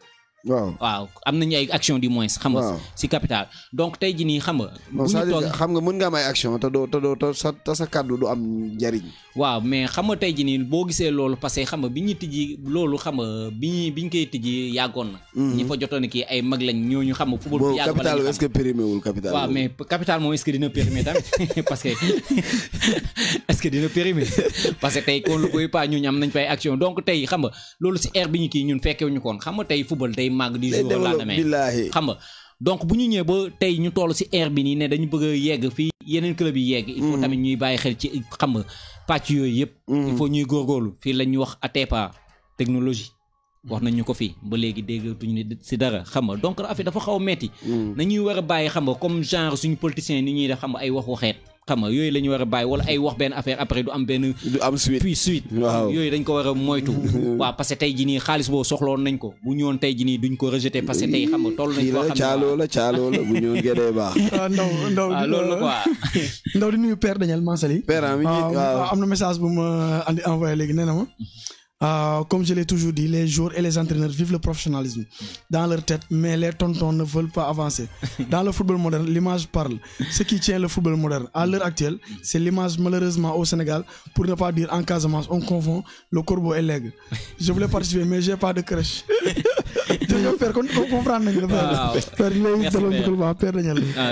C'est un conditionnel du cas. Waaw, di ko ne Walidane ñu koy nuyu ak famille yëpp di nuyu Papis président Walidane di nuyu waa Walidane di nuyu Kara di nuyu tout le monde ok mais Doudou kon Ousmane daanaka 2 minutes moo ñu dese waaw mais maa ngi leen di siyaar balaa maa tàggatoo mbokk auditeurs yi je pense que yéen laay njëkk a remercier di rafetlu xam nga seen i kàddu saa su ne xam nga bu ma leen di dégg rek damay gën a xam nga da ngeen may gën a ñaax si lépp quoi waaw pour dire vrai parce que tey jii nii xam nga c'est pas facile xam nga à chaque fois boo ñëwee nit ñi xam nga ñëw invité la si rajo bi même bu fekkee la ngay wax xam nga am na ci ay manquement mais xam nga nit a motul te tamit xam nga xel du doy quoi je pense que ni à chaque fois ñu ngi jéem a def seeni effort yéen a ngi redoubler tamit d'effort xam nga di jéem a xool fa ngeen di yóbbu rajo bi je vois que ni xam nga tey jii nii rajo bi xam nga ñëpp a ngi koy suivre à l'international un peu partout dans le monde xam nga nit ñaa ngi koy déglu di ko suivre di rafetlu tamit xam nga ay nit ñi fi nekk parce que ay personnes ressources lañ si wàllu sport ñoo xam ne tey jii nii duñ la wax loo xam ne luy deñ luñ la wax lu ne rek takk ko téere donc muy Moussa xam nga Moussa Ndaw di Ousmane Cissé di leen remercier encore une fois de plus yàlla na rajo bi comme ni ma koy yàgg di waxee rajo bi yàlla na yegg fi ay dem ba raw sa ay Top FM ay yenn kii pas Top FM ay RFM ay jàppal baay rajo yi nga xam ne ñoo fi nekk au sommet au niveau du Sénégal pourquoi pas dem ba ñu koy dégg comme ay RFI ok beneen bi ma si teg mooy di remercier gars yi jot a participer si émission bi mooy sama gars yi comme ñoom Sabs xam nga di leen remercier ñoom Aliou Kaza ñoom Moussa Diédhiou ñëpp xam nga di leen remercier xam nga di remercier gars yi nga xam ne tamit auditeurs yi nga xam ne jot nañ fay jàll di wax dégager ay idées yu pertinentes yoo xam ne xam nga tey jii nii loolu mooy charme football loolu mooy charme sport waaw ñoom Omar ainsi de suite manute maa ngi leen di share yéen ñëpp di leen di kontaan xam nga si seen i participation di ñaax encore une fois de plus dirigeant Casa yi ngeen jéggal mboo leen dégloo émission yi xam nga c'était tout juste xam nga pour ñaax leen ngeen gën a góorgóorlu gën a defar rek waaw gën a defar parce que loolu moo ñu fi ni loolu mooy tax xam nga saa su ne ñuy xar suñuy tànk tubéy xam nga di topp équipe bi fu ne fu mu dem waaw di kontaan encore une fois de plus si émission bi di leen gërëm di leen jaajëfal jërëjëf waaw merci beaucoup Doudou man damay gërëm mbokk auditeurs yoo xam ne ñu ngi ñuy suivre si net bi ñuy jot a appel ku ci mel ni ñoom Alcalo Saps Ndanaan ñoom Badou Bakhoum depuis Italie Assane Balde depuis Portugal ñoom Ababacar bu Aley Casa ñoom Mané depuis Japon ñoom Mara Mané waaw di nuyu gars yi Abdou Casa Aliou Casa ñoom Père Daniel ñoom Ousba ñoom Thierno Diallo ñoom Souleymane Mbaye effectivement ñi ñuy suivre un peu partout dans le monde ak ñi ñuy déglu ñoom Faris voilà ñuy Faris ñoom Mame Diarra ñoom Atabia Fa ñoom Père Daniel waaw Père Daniel suñu père bi nuyu ñëpp du jox gars yi dox la jee ba weekend prochain te ndaw am na lu may sandi dana kàddu may sandi jëm nañ si élection jeex na si jàmm dina politicien nañu bel suñu terrain léegi nag waaw ba pare nag aussi ñu xalaataat ci sport bi aussi waaw bu baax sax artistes yi nañ dem si salle de spectacle président am na lu waxoon ci wàllum sport ñu ngi ko ciy xaar voilà donc mbokk yi artistes yi ñu bel suñu terrain dem si salle de spectacle yi ñu politiciens yi voilà donc mbokk yi loolu seen émission Génération Sport sur la 93.4 la radio de toutes les générations balaa ñoo tëj rek ñuy jaajëfal grand Ousmane Konté mi gërëm aussi Moro bi ñëw indil ko loisir équipe nationale ginnaaw ba mu jógee sélection di ñaanal Moro aussi yàlla defal ko ni ñu ko teeti carrière bu flamboyante ci li nga xam ne ni mooy bëgg-bëggam ci wàllu football aussi di ko ñaanal xale yi nga xam ne yëpp ay Youssouf Badji ñoom Abdou Seydi ñoom Diouaré ñoom Lassana Fall tous les gosses yi nga xam ne football lañ tànn def ko muy seen métier yàlla nañ ci yàlla gestu bañ gis ci seen bopp bu baax a baax a baax kon mbokki loolu la seen émission Génération Sport sur la 93.4 ñu leen dox daje samedi prochain ci beneen émission incha allah